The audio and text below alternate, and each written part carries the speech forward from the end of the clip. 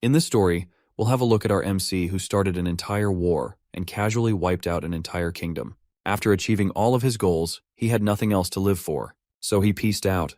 Instead of heading to the afterlife, our MC Jack goes back to a time when he was 14. This was when everyone bullied him and was considered an S-grade loser.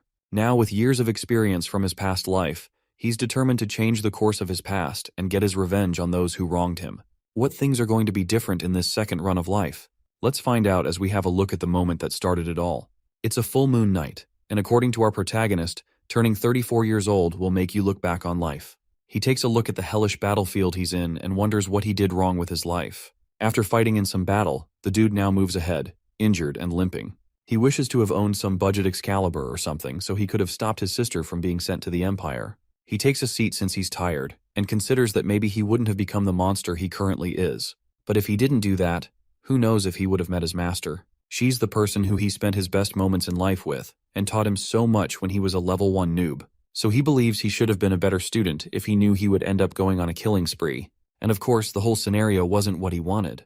A few thoughts later, a person approaches our mysterious character, and he doesn't look like he's here for a friendly game of Uno. However, the boy's shaking with the sword in hand, and it seems like he doesn't dare to use it. Even though the injured swordsman did his best to not harm children, it appears he's going to die at the hands of one. It turns out he killed the boy's father. So he's here to get revenge after that unfortunate incident.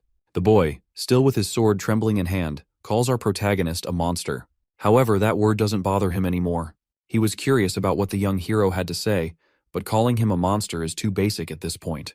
Even with all his wounds and how much pain he's going through, he now wants to push himself a bit further.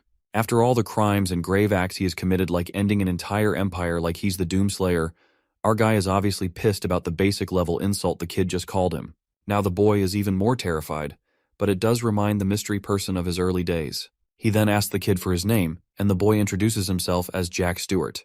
The dude is surprised to hear this since his name's Jack as well. The boy mentioned he killed his father earlier, but Jack's kill list is so long that he doesn't remember any Stewarts. Now the other Jack begins to cry since he needed his father, although he wasn't a great one. However, Monster Jack's a bit jealous he needed his father. But anyway, he's not going to apologize for ending him. Instead, he gives Boy Jack the opportunity to kill him. After hearing this, Kid Jack's heart begins to race and is panicking about this. If he manages to pull this off, he'll get his revenge and become known as the heroic monster slayer. But the truth is that Monster Jack can easily regenerate and escape. But nah, he ain't doing that. So the boy steps forward to execute Jack, but he begins to shake. Then he falls to his knees, dropping his sword, and begins to cry. Even though he's unable to finish the job, Monster Jack commends his choice since Boy Jack would end up regretting that forever. At first, people would consider him a hero. Then it'll just get crazy from there. So he tells the boy not to live a life full of regrets like he did. Then Jack continues to cry, and the other Jack feels like crying too. Probably just a Jack thing. So in the end, the monster declares himself dead, and the war is now over. However, the boy wonders why Jack lived a life of so much bloodshed despite being powerful. But even he doesn't know the answer to that. From there, he begins to sway, falls, dies, and refuses to elaborate. At this point, Jack is beginning to lose all sensations. But at the last moment, a thought pops into his mind. He wonders if he could change the path of his life, if he could start over. And with that, he finally bites the dust. Now we've seen how Jack died, next is to look at who he was. In his past, he wasn't the most lucky protagonist. His father hated him because why not? And his mother died the moment he was born. So the only way he knew what she looked like was through a portrait. He had 2 siblings, making them 3 if we include Jack. His sister was the eldest one and was really pretty, while his older brother tormented him because, yes. It turns out our protagonist's full name is Jack Valentier, and he had enough of his family gotten from bad RNG. So he abandoned his name and became a mad swordsman who traveled the continent. However, in the current moment, he finds it hard to know if he's dreaming. He wonders if he's actually dead, or it's just one of those anime flashback moments. Well, either way, it's pretty insane to him. In his previous life, Bro casually started World War II, and he won it. However, he began his slow descent into madness, becoming a heartless ruler and a monster. He found revenge and made it his life goal, and this made him end an entire bloodline of the Thulkan Empire. From there, he continued his conquest and eventually achieved all his goals. So, which was why Jack accepted his death, since he had nothing else to live for. But moving on to the current moment, he discovers that he's been factory reset for some reason. He checks himself, finds that everything that happened is very real, and wonders what sorcery is this. His family, House Valentier, belonged to the Thessalan kingdom, and is a noble family that swore allegiance to the royal family. Out of 3 siblings, Jack was the youngest born of a marquess. He was allowed to live comfortably as long as he didn't get any big dreams like any other protagonist would and become the head of the family. But at least that's in other families, not in House Valentier. Jack hangs out at the Rose Garden, which is pretty much an isolated villa in the estate. While it does have a pretty name and looks nice with all the flowers, it's also called the Villa of Exile, and it's basically solitary confinement for the youngest member of the family. Jack takes a seat on a platform and takes a look around. Shortly, his one and only servant, butler, and pretty much the only person he can consider family shows up and offers Jack a drink. His name is Ron, and Jack knows he's a slightly shady person. Jack teases him about putting poison in his drink. But of course, Ron would never do such a thing. Maybe. But anyway, it was all a joke, and Jack's actually grateful for Ron's service. Then Ron thanks him with a smile and leaves. Other than Jack, there are 11 other people present at the Rose Garden. One of them is Ron, and the other 10 are the random NPC guards. However, Jack doesn't really care about what the guards do, but more importantly, he wonders what to do next. So he just chills. But he doesn't even know if what he's seeing is real, since the last time he checked, he wasn't a time traveler, and he doesn't have any plans. Currently, he's 14 years old, and he doesn't have a callus on his hand and doesn't have mana as well. With this fact, he already knows that he's a weakling compared to other children his age. Shortly, Jack has a visitor, but he doesn't notice him and continues with his thought. Then a sudden smack on the head resonates within him and brings him back to reality. At first, he's confused about what's going on. Then he holds his head from the pain. This feeling's something that he hasn't felt in decades. On top of that, his fresh glass of Tomto juice is now ruined. So he wonders who's responsible for this. He takes a glance, and it's his elder brother who mentions the fact his little brother didn't greet him. Of course, Jack pretty much hates him and gives him a death stare. Apparently, this person is Phelan Valentier, the second child of House Valentier. And it turns out it's because of his threats that Jack couldn't train his mana. So Jack is obviously pissed to meet him, and he stands up to face his brother. Jack meets with his older brother, and he doesn't like him at all. Even with all the time that has passed, there's no way he'll forget about the torture he's gone through. In a past memory, Phelan had dumped some tea over Jack, calling him useless. On top of that, he threatened to kill Jack if he ever dreamt of learning magic or swordsmanship. Even though the blood of the Marquis flowed through his veins, Phelan made sure that Jack only lived out his life as a background character. If he did all that, then just maybe, Phelan might consider Jack as his brother. Once he becomes the Marquis, that is. But anyway, in that past, Jack was considered a weakling. He was so weak that it was embarrassing at this point. People within the family always made fun of him, and the rumors were much worse outside the family. Even the commoners would mock him whether he's a noble or not. However, all this didn't just happen by coincidence. The people who were behind this were Phelan and his mother's side of the family, House Mantis. But either way, Jack has nothing to say to him since the eldest child of the family is a woman. It turns out the only person who was ever nice to Jack was his older sister. She was a year older than Phelan, but unfortunately, genetics wasn't on her side, so she couldn't become the next head of the family since she wasn't a man. Even with her being the eldest in the family, and lucked out with beauty, she wasn't so fortunate since her fate had already been set up for her. She ended up getting married off to a family her father found favorable, but ended up getting locked up to bear children for the rest of her life. With how her destiny was set out, Phelan is also the person who exploited her the most.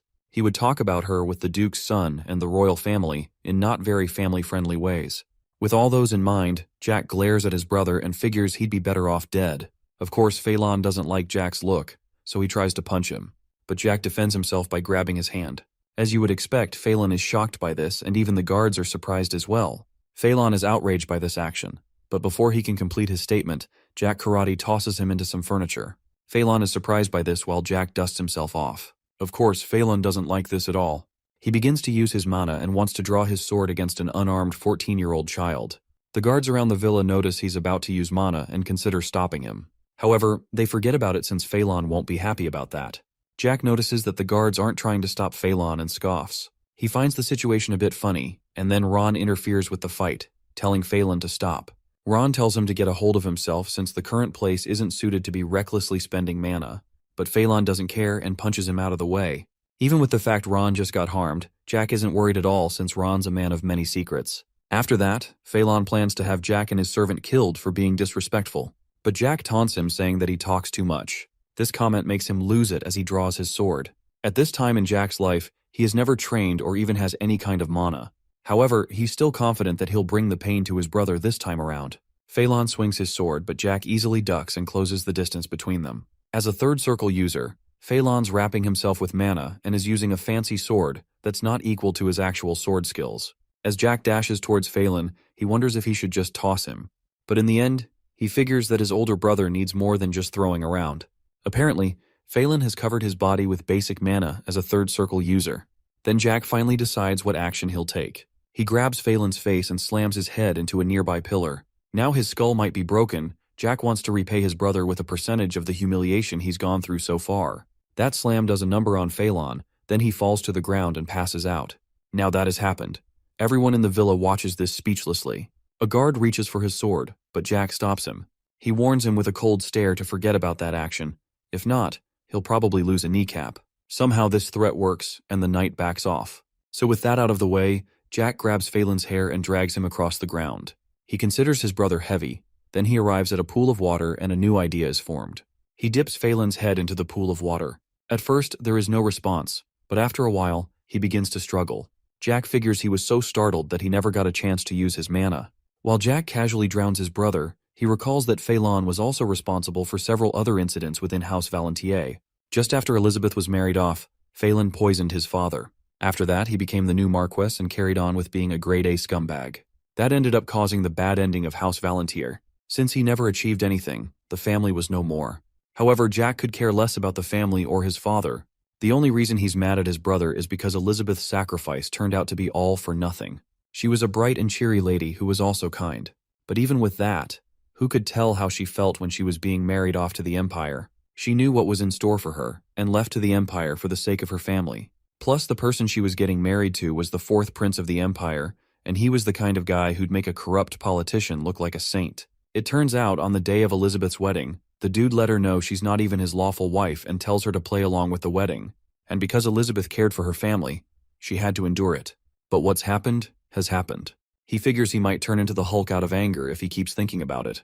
Then Jack sees a sight he never thought he would ever see. His older brother is terrified and is begging for help. However, this look of terror reminds him of the faces of people he saw in his past life.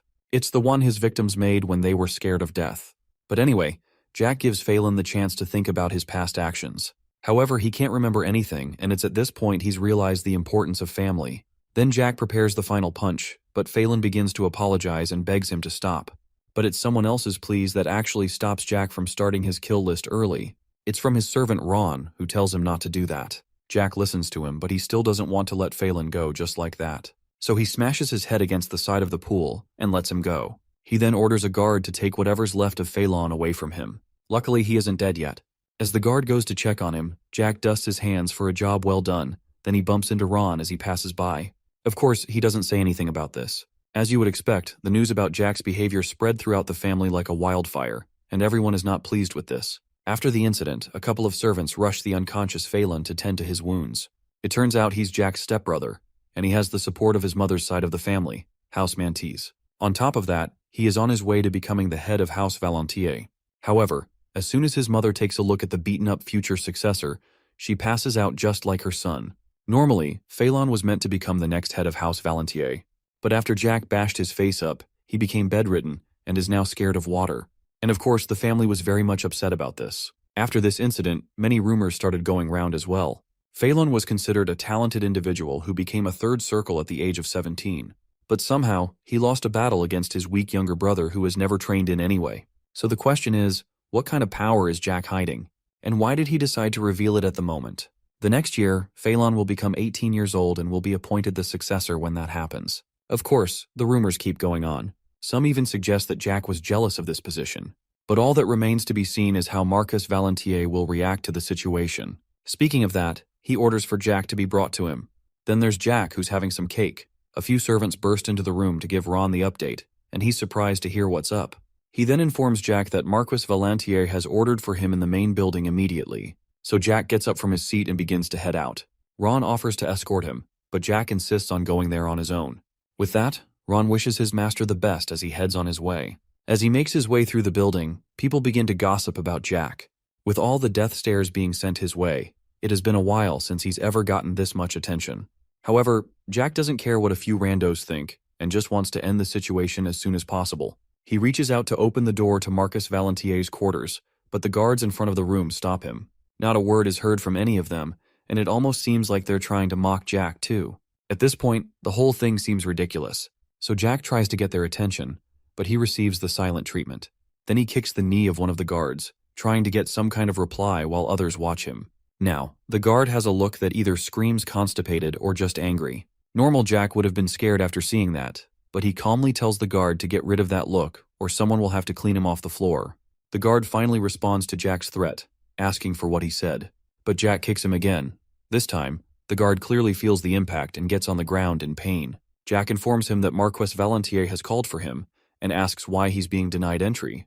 The guard gets back up and has been ordered not to reveal that information. So with that in mind, Jack figures his father's using this as a way to tell him to reflect on his actions before he's let in. He begins to leave and the guard wonders where he's going. Jack knows that this isn't worth his time anymore and tells the guard that his father should come see him instead, if what he has to say is that important. After seeing his response, both of the guards' jaws drop at the level of insolence shown by Jack. This incident that happened later gets reported to Marquess Valentier. The Marquess scoffs at what has just happened, and he rises from his seat. At this point, he figures that Jack is a different person at this point. Jack waits outside the villa for his father. However, it doesn't take long until he notices something in the distance. It's his father, who's arriving to meet with Jack with an entire convoy. With a face like his, one would definitely think he's the stubborn type, and he's just as Jack remembered him. The Marquess finally stops, and Jack on the other hand figures things would have been much better without his father. He's such a greedy man who couldn't make his ambitions come true. At one point, he tried to kill Jack in his previous life for running away from home, and he even threw his own son to a bunch of thugs, just to gain more power. Of course, with all he has done, there's no way Jack would consider someone like him as his father. But anyway, the Marquess asks why he did what he did, but Jack exchanges a cold stare and asks what he's talking about. This show of attitude from Jack causes Phelan's mother to freak out in a loud and annoying manner. With how far Marquess Valentier has come, Jack asks if he would like to head inside or discuss things with him outside. Jack then tosses a plate to the side, and once it shatters, the Marquess begins to flare up with mana. Jack learns that he's secretly checking if he has a mana heart. But unluckily for him, he doesn't have anything.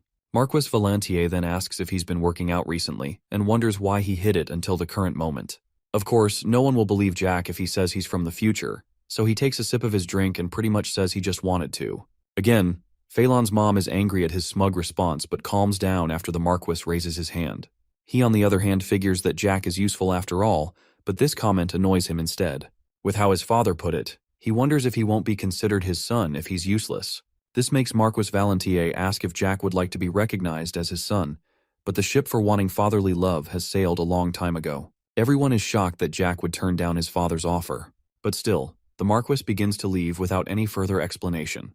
Jack is surprised that his father is leaving just like that and wonders why he even bothered coming. As the convoy heads out, Jack calls out to Phelan's mother, activates troll mode, and points out the fact she's gained more wrinkles. He figures it might be because of Phelan and wants to suggest a beauty regimen to her. As you would expect, she's outraged by this taunt, but seeing this look on her face gives Jack pure joy. So with that, he bids his wonderful family farewell and says he's sorry about the Phelan incident.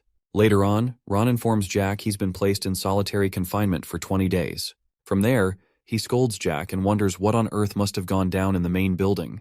However, Jack tells him to relax and is also annoyed about how loud he is. When Jack used to get beaten up by Phelan, no one would say anything.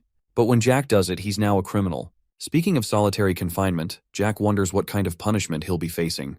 While he scribbles up a masterpiece, he also figures the Rose Garden is a place of solitude on its own. But still, he's going to be confined even more than this.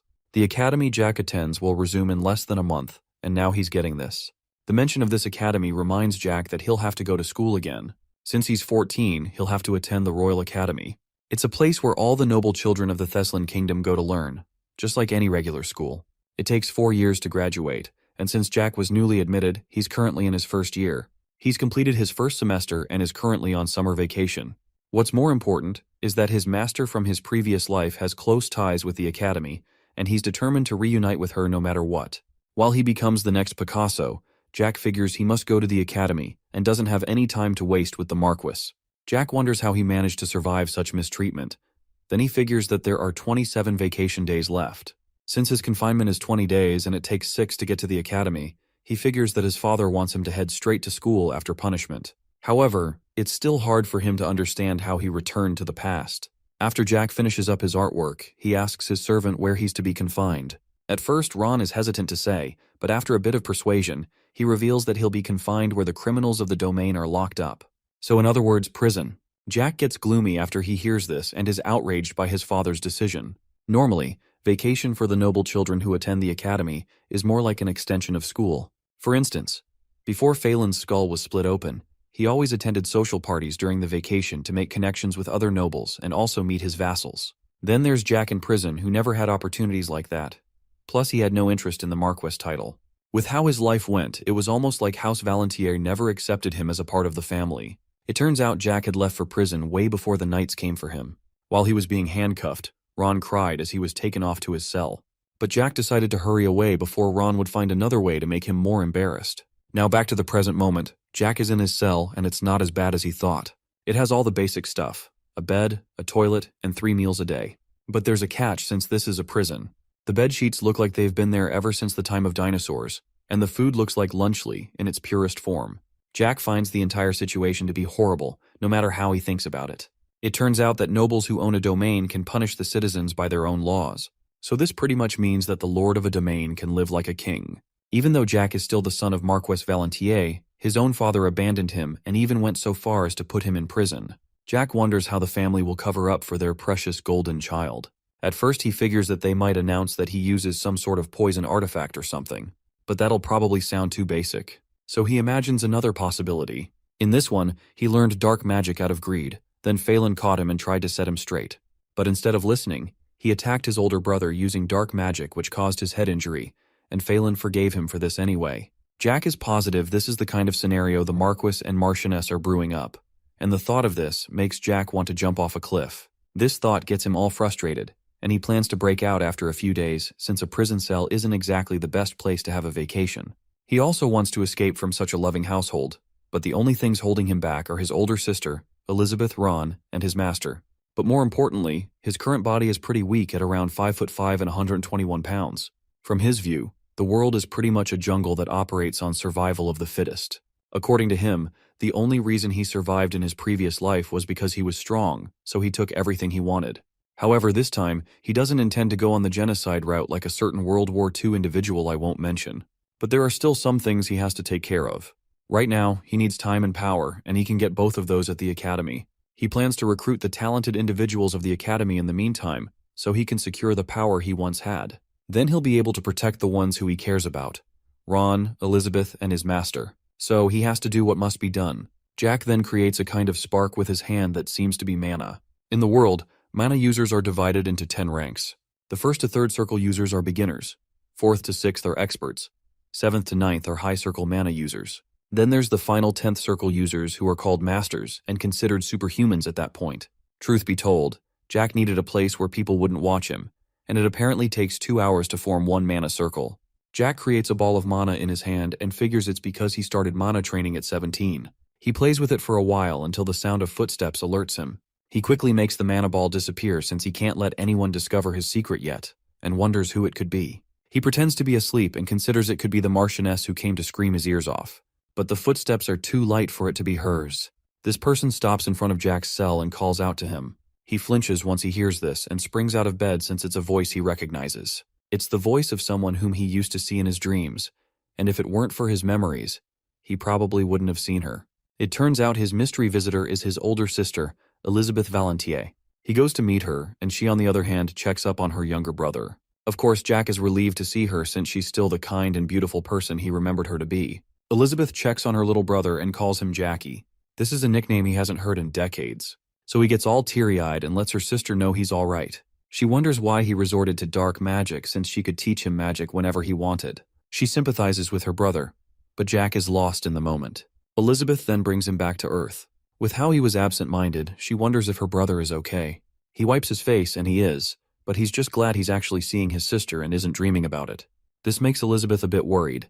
Then Jack suggests an idea. He proposes that they run away to the mountains, but Elizabeth seems sad over the suggestion. Jack is aware of how Phelan and his mother treat her, so he suggests that they leave for somewhere peaceful while they search for a proper suitor for her. He also says something about the Marquess, but Elizabeth cuts his sentence short by yelling his name, which startles him a bit. It appears the Stockholm Syndrome is strong in this one. She convinces Jack that even with everything that has happened, the Marquis is still their father, so she tells him not to say anything like that again since he still raised them. With how Jack has been looked down on by the Marquis, she's determined to try and change his mind. So in summary, she tells Jack to trust her and endure the pain for a bit longer. All she has said reminds Jack about what he heard in his past life, and he figures he really did go back in time. He tells her sister it's nice to see her again after a long while, and Elizabeth blushes over this remark. Then Jack stands up and asks her to step away from the cell door. When she does that, he gathers some mana in his hand and shatters the gate's lock. Elizabeth is shocked by this and wonders how he learned to make a mana circle. While she's still confused, Jack rushes to her and hugs her. He begins to cry and apologizes to her, but Elizabeth is very much confused about his behavior, so she holds him back and is even more worried about her brother being okay. Again, Jack lets her know he's okay and hugs her again. He promises her that things are going to be different from the last time and is also going to make sure she lives the life she wants. After hearing that, Elizabeth begins to pat Jack on the back. However, he isn't acting like this towards Elizabeth for no reason. It turns out that in his past life, he interrogated the fourth prince, the person who married Elizabeth.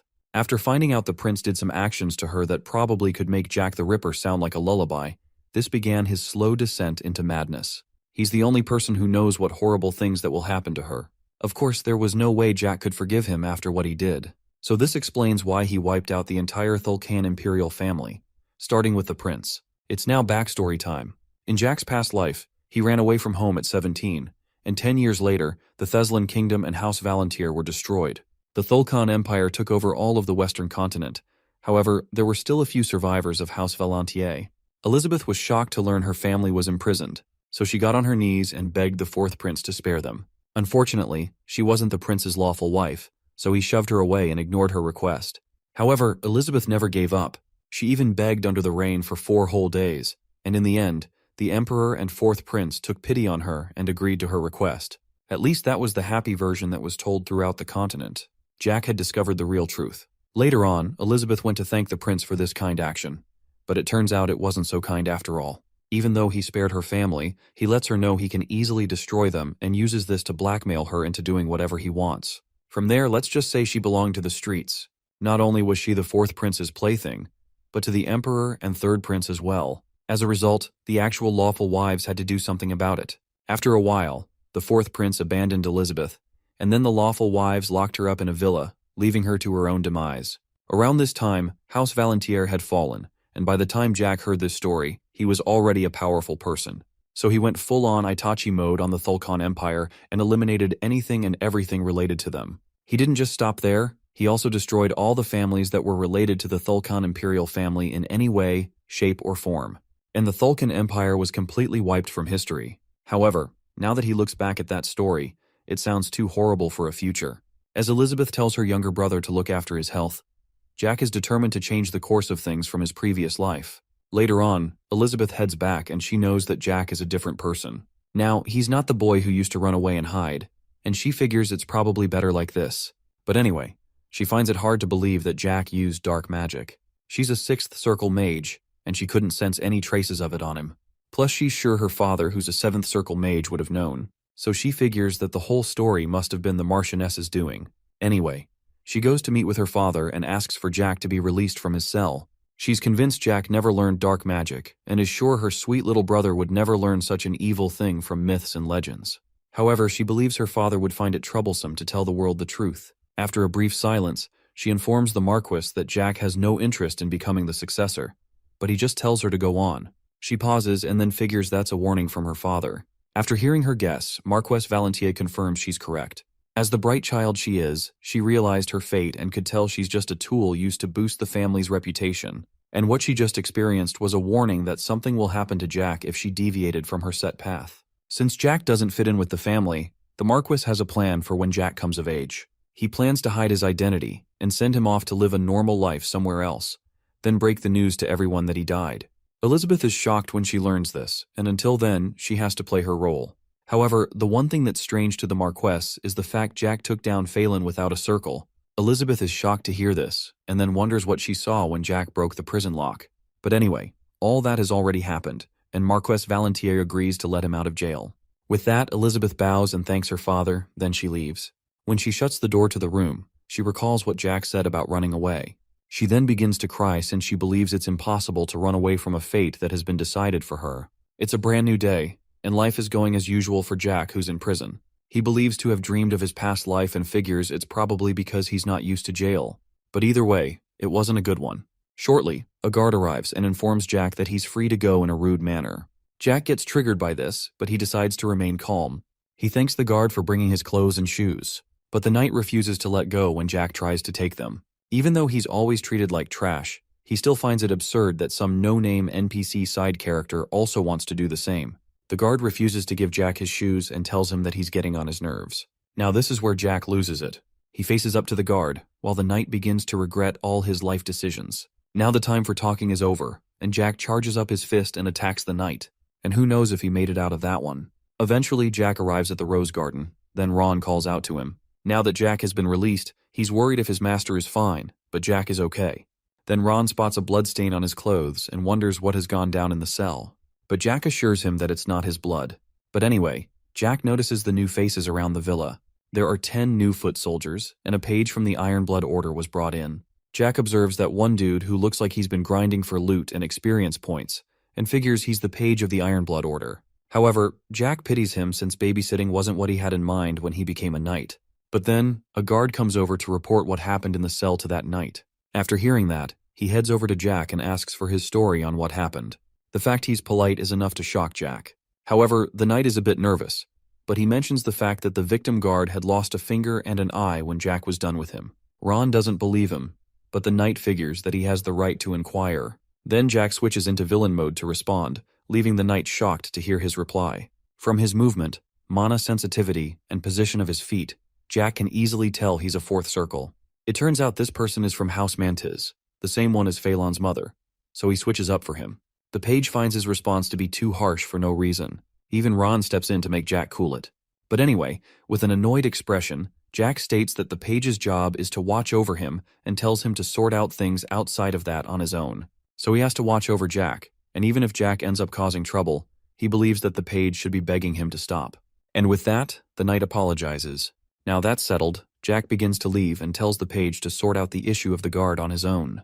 As he goes on his way, Jack instructs his new guard to take all complaints to the Marquess. On top of that, he finds it annoying to call him a page, so he demotes him to Chickling and tells him to come to him the moment he calls. And with that, he pats Ron on the back and they both leave. On the other hand, the page begins to wonder what he has just signed up for. On the way back, Jack's stomach begins to rumble and he tells Ron that he's craving some meat. So Ron goes to make preparations. A while later, the meals have been prepared, so Jack begins to eat and he enjoys it. He commends Ron's skill as a chef. While Ron thanks his master for the compliment, he does look nervous.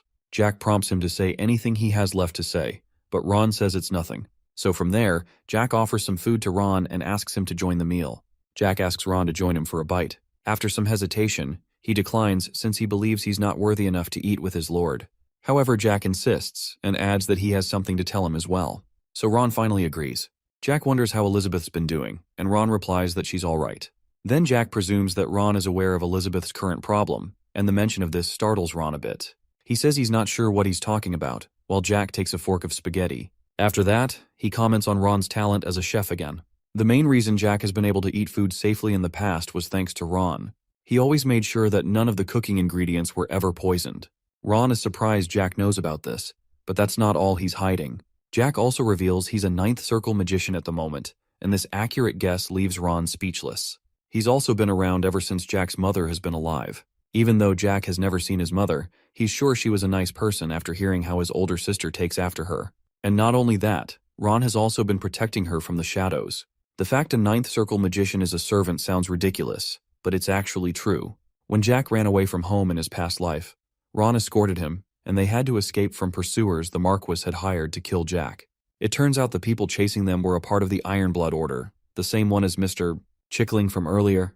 At the time, the commander was a ninth circle swordsman, and Ron eventually sacrificed himself to protect Jack. Apparently, Jack was scared of Ron since he was a ninth circle user in charge of protecting his mother. As for his mother, it turns out she wasn't a commoner and no one knew about it.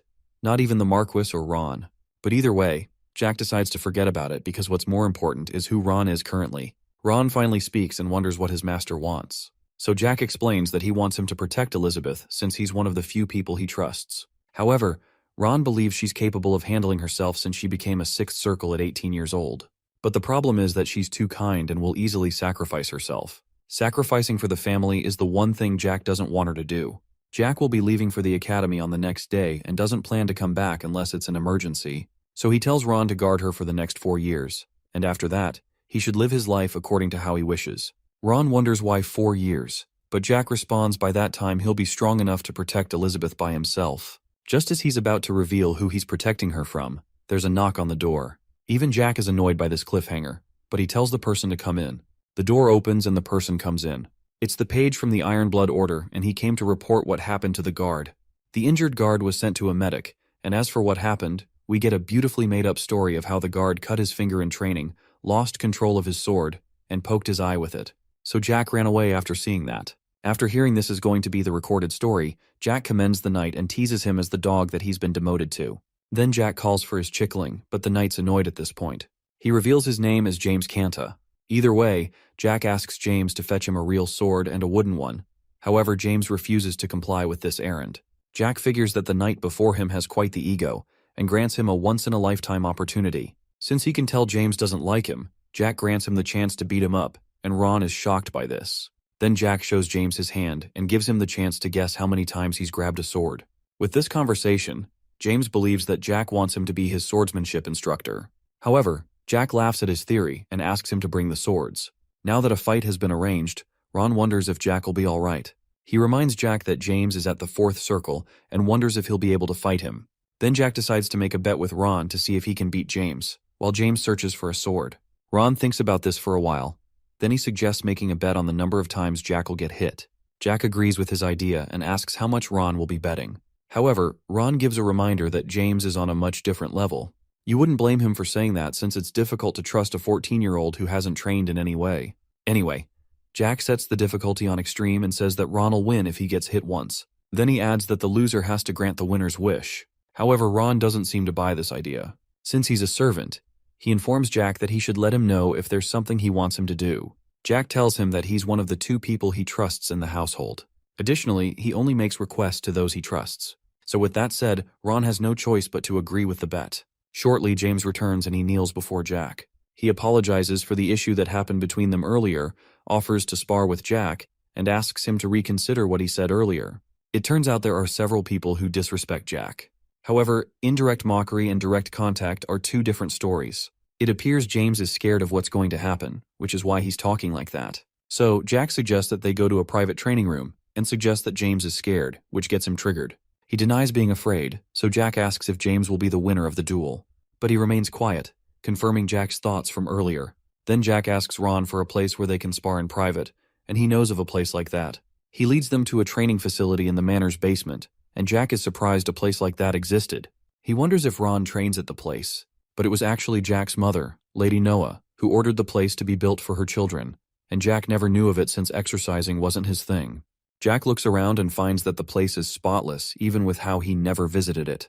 So with a smile, he figures Ron is behind this fact, and thanks him for his service. Unfortunately, the smile disappears when it comes to James, and Jack orders for a wooden sword in a pretty harsh manner. Now with a sword in hand, James points out that Jack seems used to holding a sword. But with the amount of people he slayed in his past life, of course he would be used to it. So he thanks his opponent for the compliment and charges at him. Jack swings his sword, but James blocks the attack easily. He believes Jack is a novice and plans to suppress him with a few tricks. But while he's still planning his moves, Jack has already won the battle by pointing his blade at James's jaw. Of course, everyone is surprised by this swift action.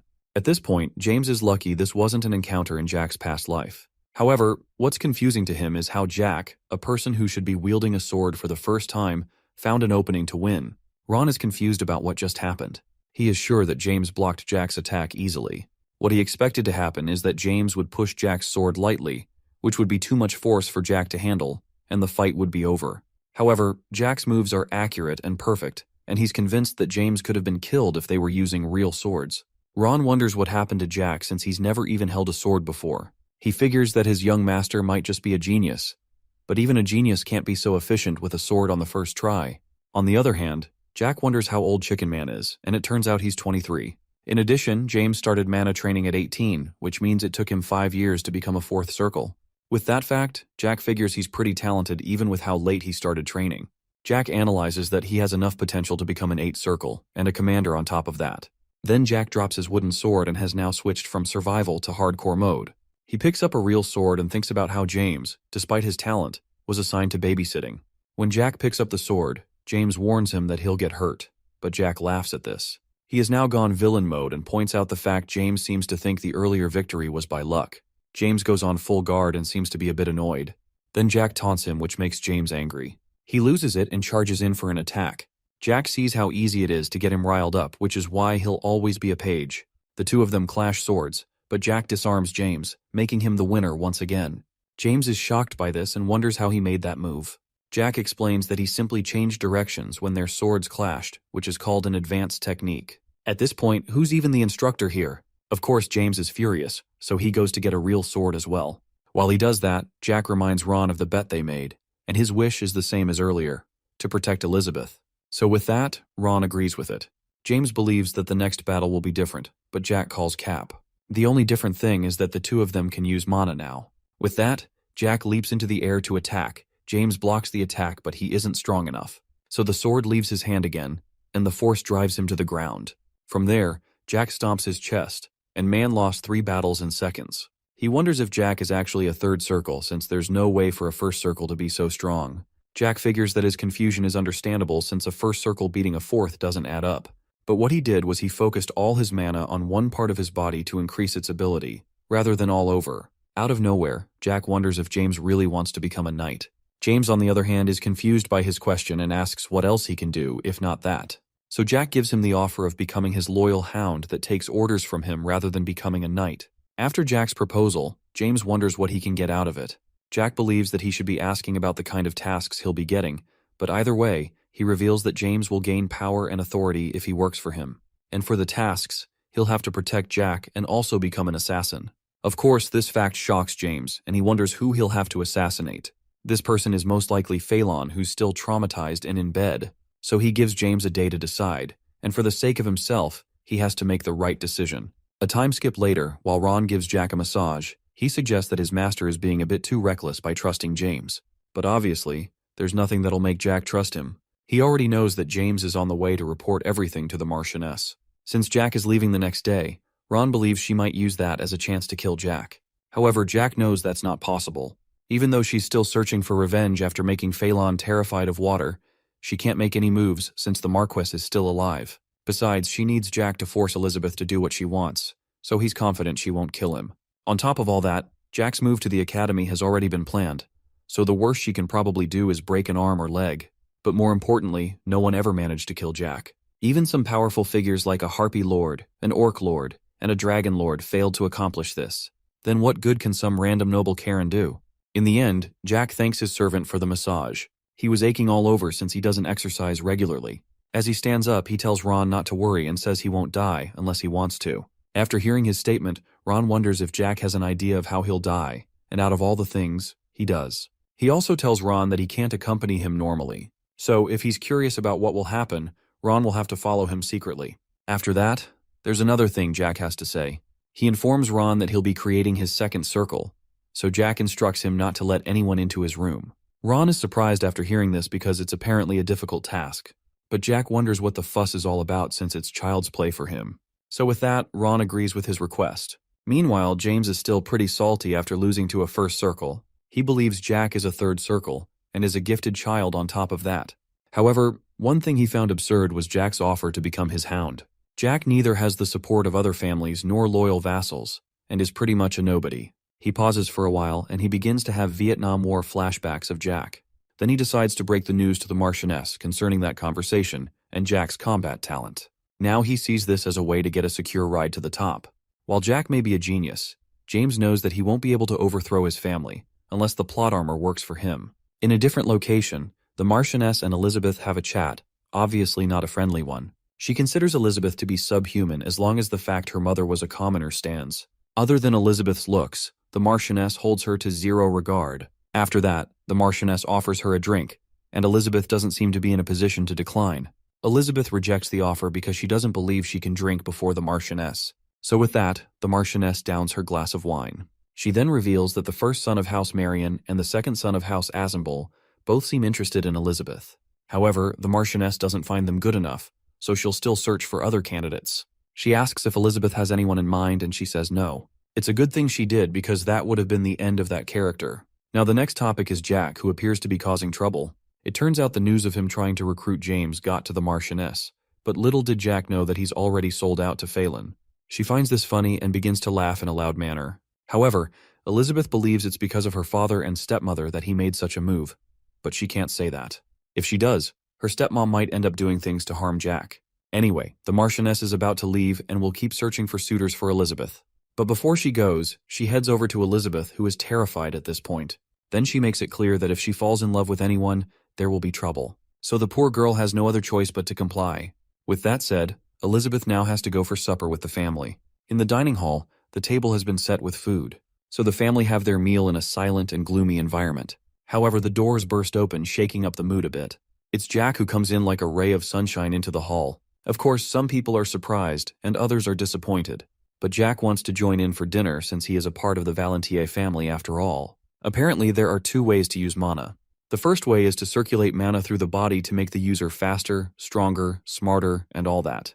The second way is the nerd approach, where one can apply some formula to mana and give it shape. This allows them to use all manner of spells. This is why mana users are divided into swordsmen and magicians, and Jack here falls under the swordsman category. Speaking of Jack, a few minutes earlier, he finished creating his second circle as a swordsman. Ron has a very surprised expression since it took him 2 months to become a second circle. Normally, it would take 4 months to achieve this, so doing it in 2 months is actually impressive. But still, it's nothing compared to doing it in just 5 hours. Jack asks for the time, and it's 5:48 in the afternoon. Jack is shocked by how much time has passed. Then his stomach begins to growl, just in time since it's time for dinner. Rather than having his usual steak, he wants to try something different. He figures that it's also dinner time in the main building, so he makes up his mind to crash the party. At the same time, he also wants to reveal he'll be leaving for the academy on the next day. So we're back at the dinner hall, and the only sound that can be heard is Jack's chewing. He's currently having the time of his life seeing how they feast in the main building. He also finds the food nice, but not as good as Ron's. After this comment, the Marchioness is seething with rage while Phelan gets some bad memories. Just like that, Jack is full. However, the Marquis figures that he must have paid a visit because he has something to say. And this is exactly why he came. Because who would want to have dinner in such a gloomy place? At this point, the Marquis figures that Jack has lost his mind, but his serious face is making things more gloomier. As the tension between Jack and his father rises, Elizabeth, who is nervous to death, wishes to talk with her brother outside. However, that won't be necessary because the Marquis still wants to hear him out. So, with a grin that'll make someone know something's up, Jack informs his father that he'll be heading back to the academy the next day, while the Marchioness is thinking of 1,000 ways to end Jack. After the announcement, the Marquis just goes, "Okay, whatever." However, Jack's aim wasn't to ask for permission. Now that's settled, Jack gets up and is glad his father is letting him go hassle-free. But before he leaves, he checks up on his brother, Phelan, who has been scarred for life. It turns out he's now scared of any liquid and can't even drink them. But still, Jack figures he's thirsty. Since he's part of the family, Jack actually feels a bit sorry for his brother, even though he was Phelan's punching bag at one point. So, as the caring younger brother he is, Jack pours some wine on the table to offer some to his brother. However, as the wine splashes on the table, Phelan begins to tweak out and then falls to the ground. The Marchioness is outraged by Jack's behavior and loses it. But Jack begins to leave once the wild animal gets loose since he's done what he needed to do. Now the atmosphere is tense, but the Marchioness is determined to have her revenge on Jack. However, he looks forward to what she'll bring to the table. From his response, she begins to turn into a nuclear weapon. A couple of maids are amazed by Jack's attitude, but then they decide to clean up before the nuke goes off. After the Marchioness's declaration of war, nothing happened to Jack overnight. The only wrath he faced was from his sister, who was very much upset about that incident. When that is done, Jack heads to the academy in a carriage arrangement that he finds similar to something on Craigslist, although the cushions were padded pretty nicely this time around. But anyway, he takes a look at one of the guards following him. His name is Raisin, and is a 6th Circle Knight who's in charge of the caravan. From the way he's staring at Jack, you can tell he's been paid to take care of some business. It turns out Elizabeth also came along to keep an eye on her younger brother and wants to go with him, but Jack believes he'll be fine. Her instincts believe their stepmother is up to something, so she wants to come along, but Jack insists that there's no need for it. Besides, he's confident that he's not dying anytime soon. Even with that, Elizabeth wants to follow along, but Jack instructs her to go back. With that, she finally listens and turns around. Ron is also worried since things aren't so bright at home. Jack can tell that Elizabeth and Ron are both worried, but everything will be all right. So he reminds Ron of the promise they made and something about tonight. Of course, Ron remembers this. In the end, Jack also leaves Elizabeth in his care and prompts him to go to her. So with that, Ron heads back as well. Now everything has been set. It turns out Ron will catch up later, and he's going to watch the mystery event that will happen later. Then Jack takes a nap, and he figures it's the weather that's making him so drowsy. He dozes off, but now the question is, what does Scarface plan to do? The journey goes on until nightfall. Jack finally wakes up after no one bothered to wake him. He steps out of the carriage, and it appears they're camping out. Jack then spots his one and only chickling. No words are said between them, however, Jack returns a smile. It seems Jack's aware of the path James has taken, and there's nothing he can do about his choice. He just has to use "it is what it is." But the next thing you know, there's a crowd of soldiers before Jack. He seems to have caught up with what's going to happen. But anyway, Raisin explains what's going to happen. Throughout the journey to the academy, they're going to be camping out. And what Scarface has in mind is that they're going to crush Jack's limbs at each stop. Then they'll feed him a potion to heal him. Of course, the person behind this scheme is Jack's stepmother. But another thing they're aware of is that Jack created a mana circle recently, and this point surprises Jack. The reason for pointing this out is that they plan to destroy it. Apparently, destroying someone's mana circle is like a death sentence. Even though it can be recreated, it's extremely rare to find someone who can endure that process. On top of that, breaking someone's mana circle can pretty much cripple the person. Raisin pokes Jack's shoulder with his sheathed sword, and has also heard of his skills from James. Even with that, Raisin believes it won't be enough to get him out of his current situation, and he draws his sword to begin. A few locals notice this, but they leave the nobles to noble things up. However, this feeling reminds Jack of home. He was the mad swordsman, and his past experience is always there, even with how long he's lived in peace. He then calls out to Ron, but there is only silence. It turns out that in Jack's past life, he lived in the woods for 10 years, and that was where he met his master. After she passed away, he came down from the mountains and discovered that House Valentier and the kingdom had been destroyed. And of course, he couldn't be bothered. While Raisin wonders what Jack's yapping about, Jack draws a sword from his cane. The only question that bothered him at that time of his life was what happened to his sister. Since she's a smart and talented individual, the one thing he hoped for her was to find a good husband. And if she did, maybe Jack would have forgiven everything. Raisin begins to laugh at the fact Jack has drawn his measly sword, but Jack begins to talk about revenge, which is a bit confusing. At first, Jack wanted to let the Marquess or Marchioness maybe break an arm or a rib or two, but breaking his mana circle is where Jack draws the line. He also admits that a bit of mana or talent in swordsmanship won't solve everything, but having a ton of it can solve a lot. So, to demonstrate, he gets into the air and begins to recite something for a cool-looking lightning attack. It was at this moment the guards knew it was either Jack or them, so they charge in to attack, but it's already too late. Jack finally rips through all the guards with his attack. James never regretted choosing Phelan, who had many connections, over Jack, who seemed worthless, because it made enough sense to do that. But after witnessing what's currently happening, it was at this moment that he knew he messed up. And that was when his time in the world had come to an end. Jack's sword has shattered after that epic attack, but at least all the guards are now dead. While his body is still surging with mana, he calls Ron to come out. A few bushes begin to rustle, then Ron finally pops out and he's shocked by what he has just witnessed. It turns out what he just saw was one of the first skills from a style Jack mastered in the Transcendent Realm. But Jack didn't bother with explanations since Ron probably wouldn't understand. However, it looked more like a mana attack than a skill to Ron. More importantly, Jack asked for a potion. But before he can finish his request, Jack begins to stagger and falls to the ground. He begins coughing up some blood but says he's alright and asks for a potion. So, as requested, Ron reaches into his jacket and pops one open. Jack drinks it, and he's actually lucky. If Ron never had one of those, Jack would be dead. However, he's still confident he wouldn't have died, because he knows that Ron always carries a potion at hand, and will rather use it on his master than himself. How he knows this is because a similar event happened before, and Ron fed Jack a potion. So Jack decides to tell Ron something since the last time he was busy running away. He thanks Ron for his service, and wonders why it was so hard for him to say. At the same time, he also reveals to Ron that he went back in time, allowing Ron to know the secret of his success. After that confession, Jack sits up. He feels much better than before, so he figures that's some good potion. Then he stands up, walks over to Raisin, who is now dead, and takes his sword. After that, he takes a look at James, who is also dead. It's a shame because Jack planned to have him as an errand boy. With the decision he made, Jack figures a chickling will always be one and never expected much from him either way. But on to the next point. For some reason, Ron wasn't surprised after hearing his master traveled back in time, and Jack wonders if he has any questions like, for instance, what will happen to Elizabeth or the Valentier family. Ron already had an idea that bad things would happen to them, but he never expected they would be wiped out, and he can tell it won't be pretty from Jack's reaction. Jack is also willing to share the details, but the last thing Ron wants to know is dark details about the future. Then he grabs Ron's interest about what would happen to him in the future. He believes he survived and doubts he would die in a violent death. But Jack is the bearer of bad news and tells him that's exactly what he will do in the future.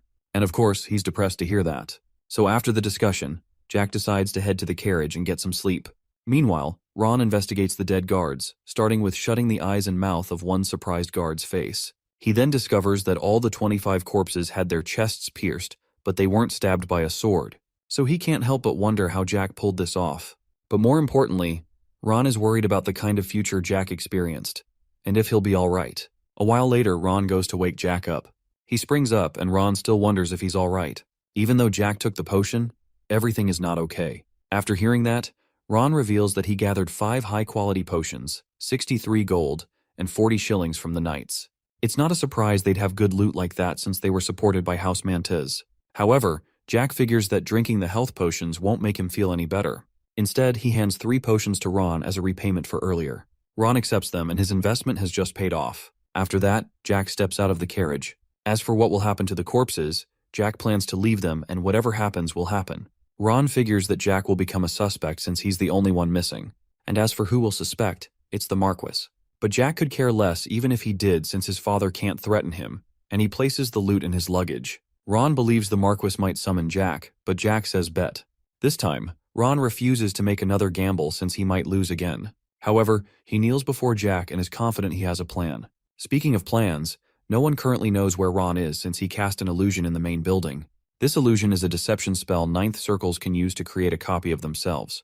And currently, the only people who can recognize it are currently busy in the forest of monsters. But still, he has to be careful. Jack figures that once Ron is found out, the Marquis may interrogate him about what happened on the journey. So the plan is to tell him that everything that happened was Jack's idea. If the Marquis then tries to kill him, Jack gives Ron a message. That message says if either Elizabeth or Ron dies, that will be the end of House Valentier. Now there's a silence between the two of them, but that last part is just for the worst-case scenario. Jack is just hoping that the Marquis will finally act like a proper father to Elizabeth, and is giving him a chance to make the right choice. Now that Jack is heading for the academy, Ron wonders what next if the Marquis calls for him.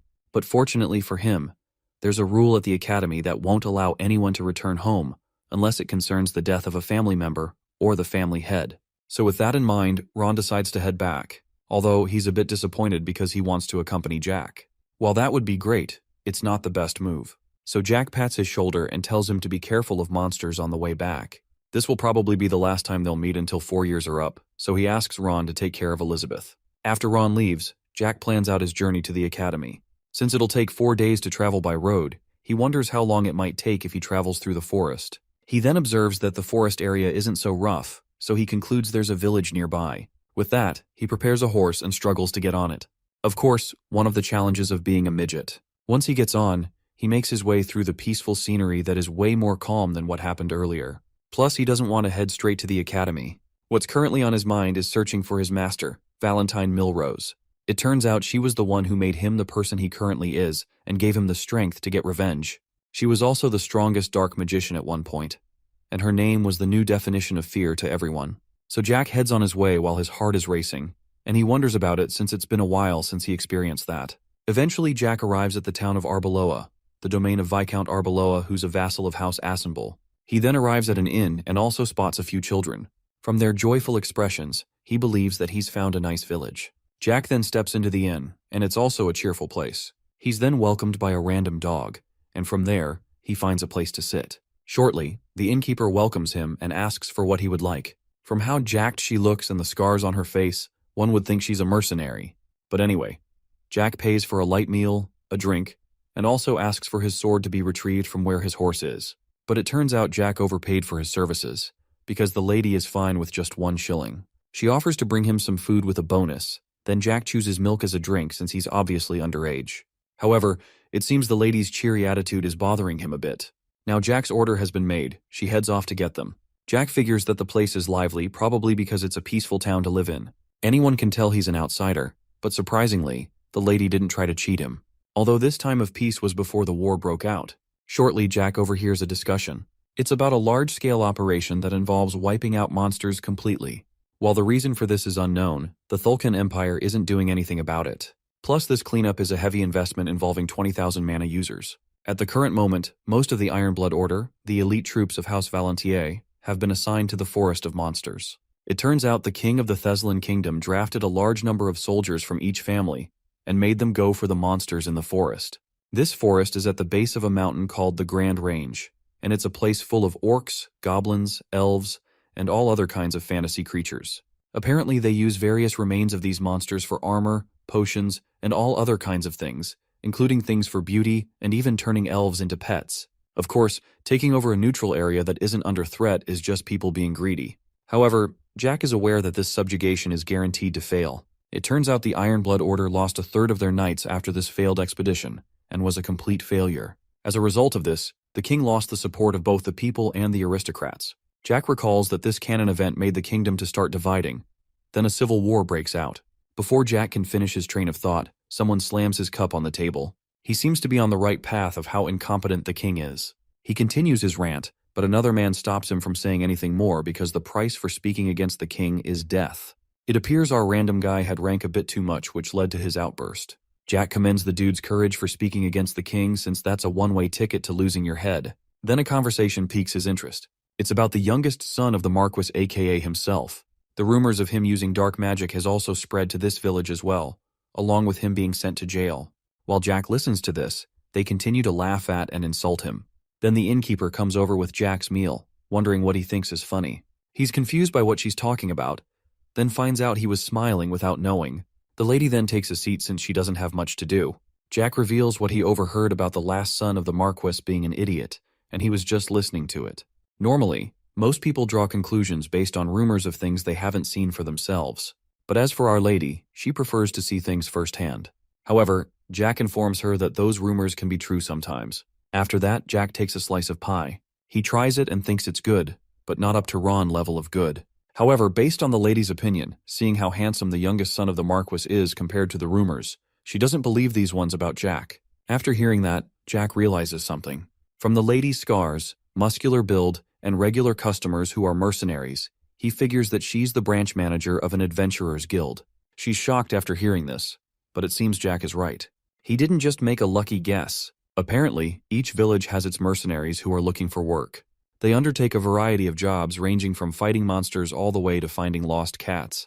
And most times they set up their guild close to an inn. So with that, Jack is curious why an adventurer's guild branch manager is running an inn. But this is the lady's full-time job. Since work is hard to find, she has to hustle one way or another.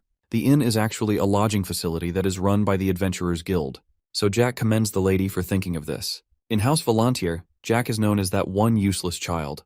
But here, he's just another topic for the mercenaries to gossip about. So he wonders how a guild branch manager of all people could notice him in a remote area. Then it hits him. He recalls the time when he just found the village. When he arrived, the guard stopped him to do the usual security checks, but he showed the crest of his family, which is his get-out-of-jail-free card. The guard gets shocked after seeing this and begs for forgiveness for not recognizing Jack. Then they granted him a smooth entry. Jack realizes that the guards must have told the guild manager about him. While that's regarded as dangerous, she was kind to him. Not only that, she also heard all those rumors about him, but she still treated him like a normal human being, unlike his brother or the knights at home. After the lady thanks him, she puts out her hand for a handshake and introduces herself as Jane Arbeloa. Jack shakes her hand, but after hearing her name and the name of the domain, he figures she's from a noble family. It turns out she's the third child of the family, and her oldest brother is the lord of the domain. Normally, working with mercenaries is a job for commoners, but Jack is fascinated that a noble is doing it. Nobles usually have their daughters marry someone at a young age, but that wasn't Jane's case. She enjoyed her current job, plus no one in her family wanted her to be sold off. Jack is fascinated after hearing that, however. He wishes his own family was like Jane's. After that, Jane calls her dog, Arnold, and after he leaps at her, she wonders what the son of a Marquis is doing alone at Arbeloa. Jack doesn't believe he needs guards, and this response shocks Jane. After hearing that, she figures that he's nothing like the rumors she heard. But anyway, since Jack has a long journey to make, he wants to hire protection. As for how many people he'll hire, he needs 5 people and they'll have to be experienced with camping out and cooking. Then for the payment, Jack plans to pay 2 gold per person in advance, and an extra 3 for each person when they arrive at the destination. After hearing that, Jane's face lights up like it's Christmas. Jack figures it would take 30 shillings per person to guard a merchant. As for how the currency works, 100 pennies equal 1 shilling, and 100 shillings equal 1 gold. With this fact, the Adventurers Guild has just made serious bank right now. However, Jack still has to pay for food and equipment, so he wants to keep the total bill of that within 3 gold and asks for a carriage and horses as well. Seeing that she's just hit a cash cow, Jane hands Jack his room key while she goes to handpick the finest warriors the guild has. After that, Jack figures she's probably the reason why the whole village is so safe. Jack finally arrives at his room, and the first thing he does is to lie on his bed since he's exhausted. He plans to take a shower first, but he's already fallen asleep. Later on, Jack has a dream. In it, he's in some kind of cave. He's with his master who pities him and asks Jack if he wants to remain powerless.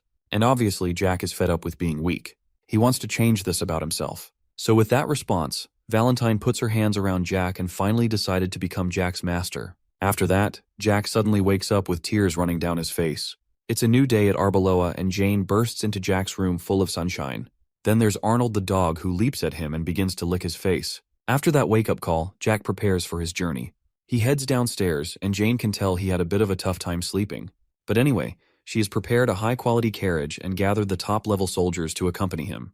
But out of these people, Jack notices a few of them who were making fun of him the previous day, and they are beginning to regret their actions. One of the mercenaries introduces himself. His name is John Doe and is the leader of the Fire Ant mercenaries. Jack hears this and wonders what kind of a person would have such a basic placeholder name. There's no way he believes that's the dude's real name, but he shakes him either way. They'll be heading towards Mount Boulder, and since there's hardly anything there apart from a few villages, the prediction is that they'll be camping around 2 times. John explains that a couple of the soldiers were cooks, and they are experienced with camping. But Jack is bored of the details and figures he won't have to do anything. With that plan, he hands John his suitcase and they head on their way. Before Jack leaves through the door, he tells Jane that John seems like an interesting guy for someone who's using a default name. While Jack's body may have changed, his senses and eyes are still the same. A 9th circle like Ron is pretty rare, and it makes sense for him to hide his identity and power. But then there's John, who's an 8th circle soldier, and he's holding back for some reason. Then again, Jack did ask for a veteran, so he can't complain. Anyway, Jack believes he'll meet Jane again, and she on the other hand wants to have some beer the next time they meet.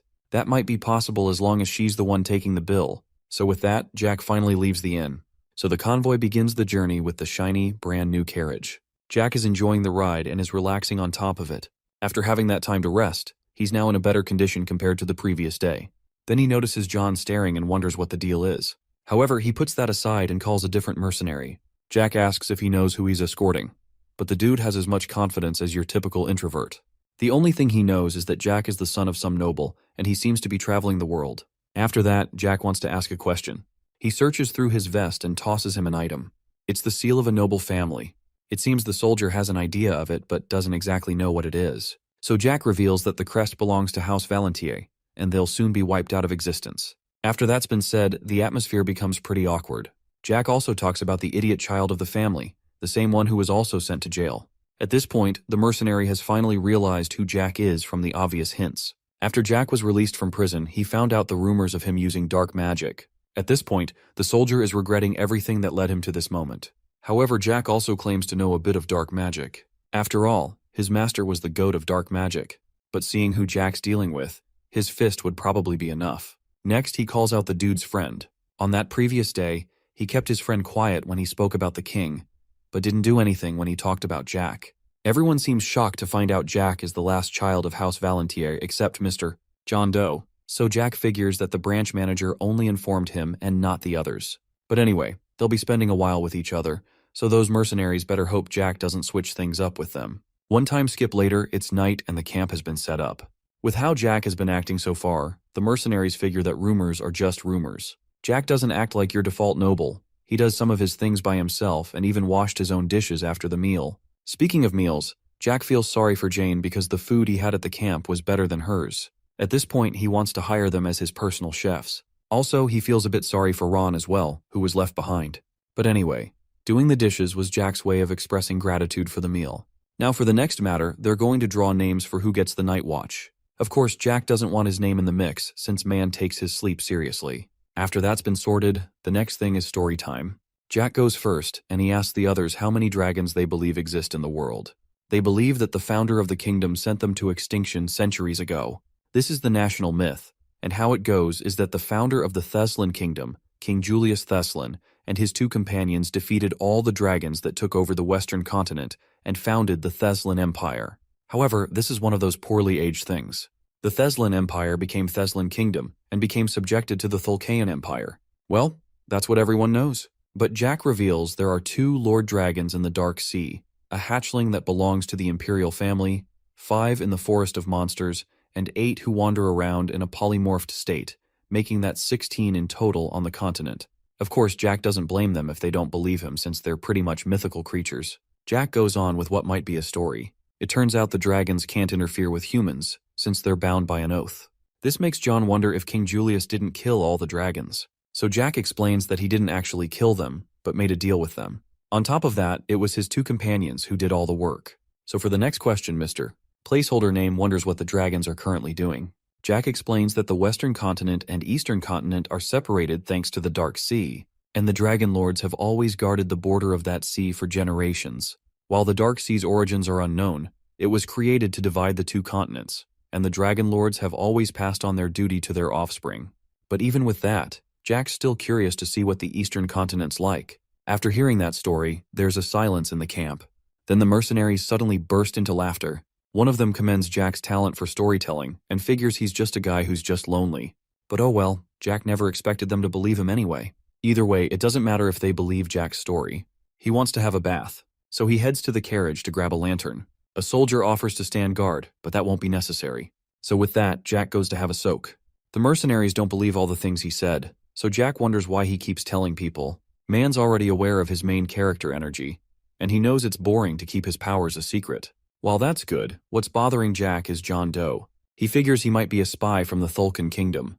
The same thing goes for the branch manager, Jane. She's also suspicious as well. Jack asked her to bring a mercenary to protect him, and she brought an 8th Circle mana user who was using a fake name. Speaking of 8th Circles, that's the same level as the Ironblood Order's commander at the moment. Then someone with a rare talent like that, and the leader of some unknown mercenary group just fell into Jack's hands. But it's possible John has his reasons. Anyway, before he makes any other moves, Jack places his hand on his chest and it begins to glow. It turns out that while he was in the carriage, he had been gradually recovering from his previous fight. When he's done with that, Jack figures he'll soon be arriving to meet with his master. As he gets out of the pool, he's already decided to abandon John if he shows any sign of being a Thulcaean spy. He also figures that there's no other way around the matter and decides to ask him directly. Jack arrives back at the campsite. However, he's wielding a sword and mentions the fact something has been bothering him. Since John is clueless about what it could be, Jack points his sword and clearly states that John's the problem. He's curious why an 8th Circle user like him is working as a mercenary. Since the place Jack's heading to is important, he has no intention of letting someone like him come along. A soldier is shocked that their commander is an 8th Circle. Before he can ask what's going on, John silences him. So John says what about it, but since Jack shared an interesting story earlier, he wants to hear John's explanation. And if he refuses, Jack will gladly end him, even though he's a 2nd Circle. Then he throws the same question to the random mercenary who's terrified. Since John may be a spy, Jack believes Jane could be a suspect, even though she offered to have a beer with him next time. But now John gets serious. He wonders why Jack would bring up Jane out of nowhere, so Jack threatens to end Jane as well while he makes the face of a serial killer. After saying that, Jack has managed to provoke John quite a bit. However, his mana circle won't give way. Whether he's being cautious or hesitant, one thing Jack knows is that John's lucky. He was actually prepared to slice him in half the moment he started his mana circle. Now he has a chance to stay alive. Jack gives him 1 minute to make the right decision. In a flashback at Jane's inn, Jane talks with John about Jack. She figures that he's nothing like the rumors. And on top of that, she looked into his eyes and it felt like he was holding back a lot. Then she revealed that Jack wanted to recruit some soldiers, so she asked John to find out more info about him. With how Jack seems, he just might be the one who would change their lives. One thing John learned is that Jack is nowhere near what he heard from the rumors. While Jack's waiting for an answer, John actually feels like he's in trouble. It almost feels like he's a herbivore being chased by a lion, and the only thing his instincts are saying is that Jack's a dangerous person. Even though John's in trouble, he still finds everything pretty odd. First up, how did Jack know he's an 8th Circle user? He considers if Jane might have given him a hint. but there's no way she did that since she's someone he trusts. Plus, she would have given him the heads up if she did. Anyway, the clock is ticking, and John currently has 40 seconds left to answer. However, the question is if Jack can currently kill an 8th circle. But still, with how menacing Jack's eyes look, John begins to wonder if he's even a child at all. John contemplates telling Jack the truth to avoid any trouble, while the other soldiers are very confused and he thinks about what to do next. At this point, it almost feels like he's on the edge of a cliff, and his life as a mercenary flashed before his eyes. Either way, he considers himself lucky so far, so he now wants to see how far his luck will carry him and trust his instincts. While he has that internal monologue, the time is up, and Jack prepares to kill the mercenary. Then John talks about Jane, which surprises Jack. It seems she's facing some kind of situation, so Jack stands down to listen to what John has to say. John Doe's story is a love story.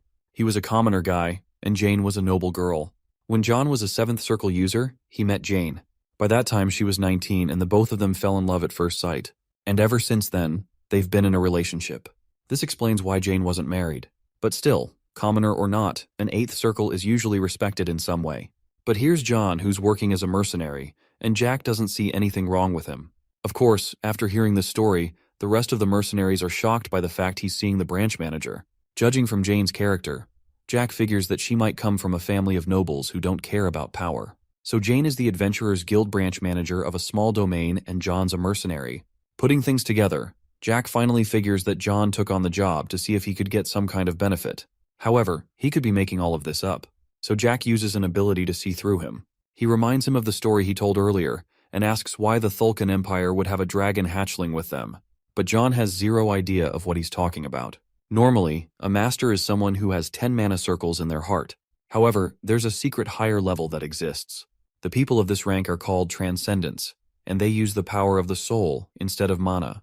Jack reveals that in 2 years, Hankies Beckerman, the guard of the Imperial family, will reach this level and become the strongest swordsman in the Empire. It's been a long while since a transcendent existed. However, this guard won't get there on his own. He'll end up replacing half of his bones and blood with a dragon's, making him half human, half dragon. As a result of this insane act, he'll end up becoming a hybrid. While John doesn't see what the story has to do with anything, Jack reveals that the Thulkans currently have one dragon.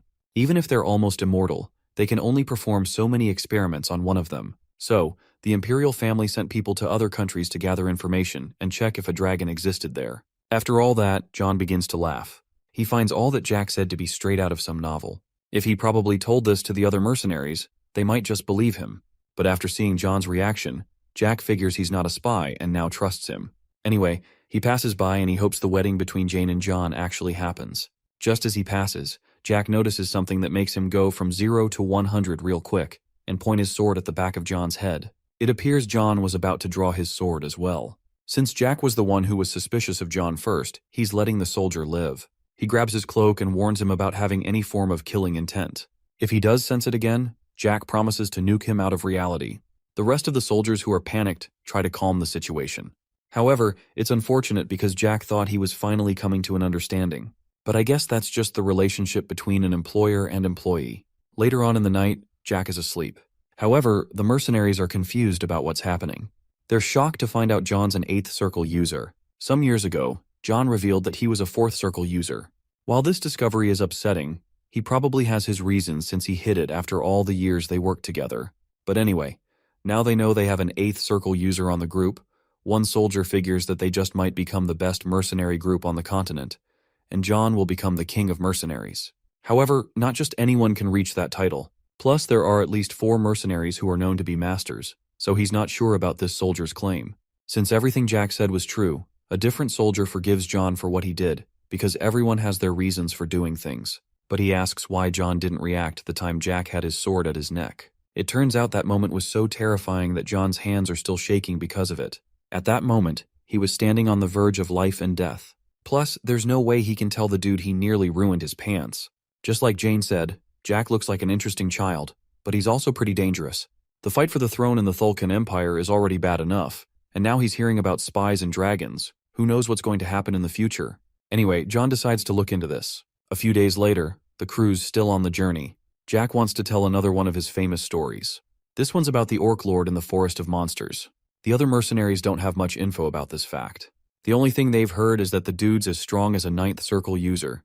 However, according to Jack, he's actually a 10th circle user. Of course, John's shocked to discover this. But anyway, Jack wants to talk about the past. Around 23 years ago, he and the Harpy Lord were a thing. Normally, orcs and harpies are their own #1 haters, and they start wars with each other pretty often. These two species are called the second tier of the Forest of Monsters, aka Defenders of the Forest. The only reason they're given these nicknames is because they're strong. Since they're enemies, it wouldn't make much sense for the Orc and Harpy Lord to be lovers.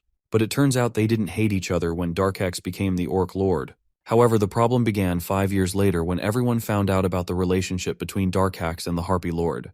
Even though humans, orcs, and harpies are different species, the desire for power still remains the same. Groups within the orcs and harpies wanted to overthrow their lords, so they began to plot against each other.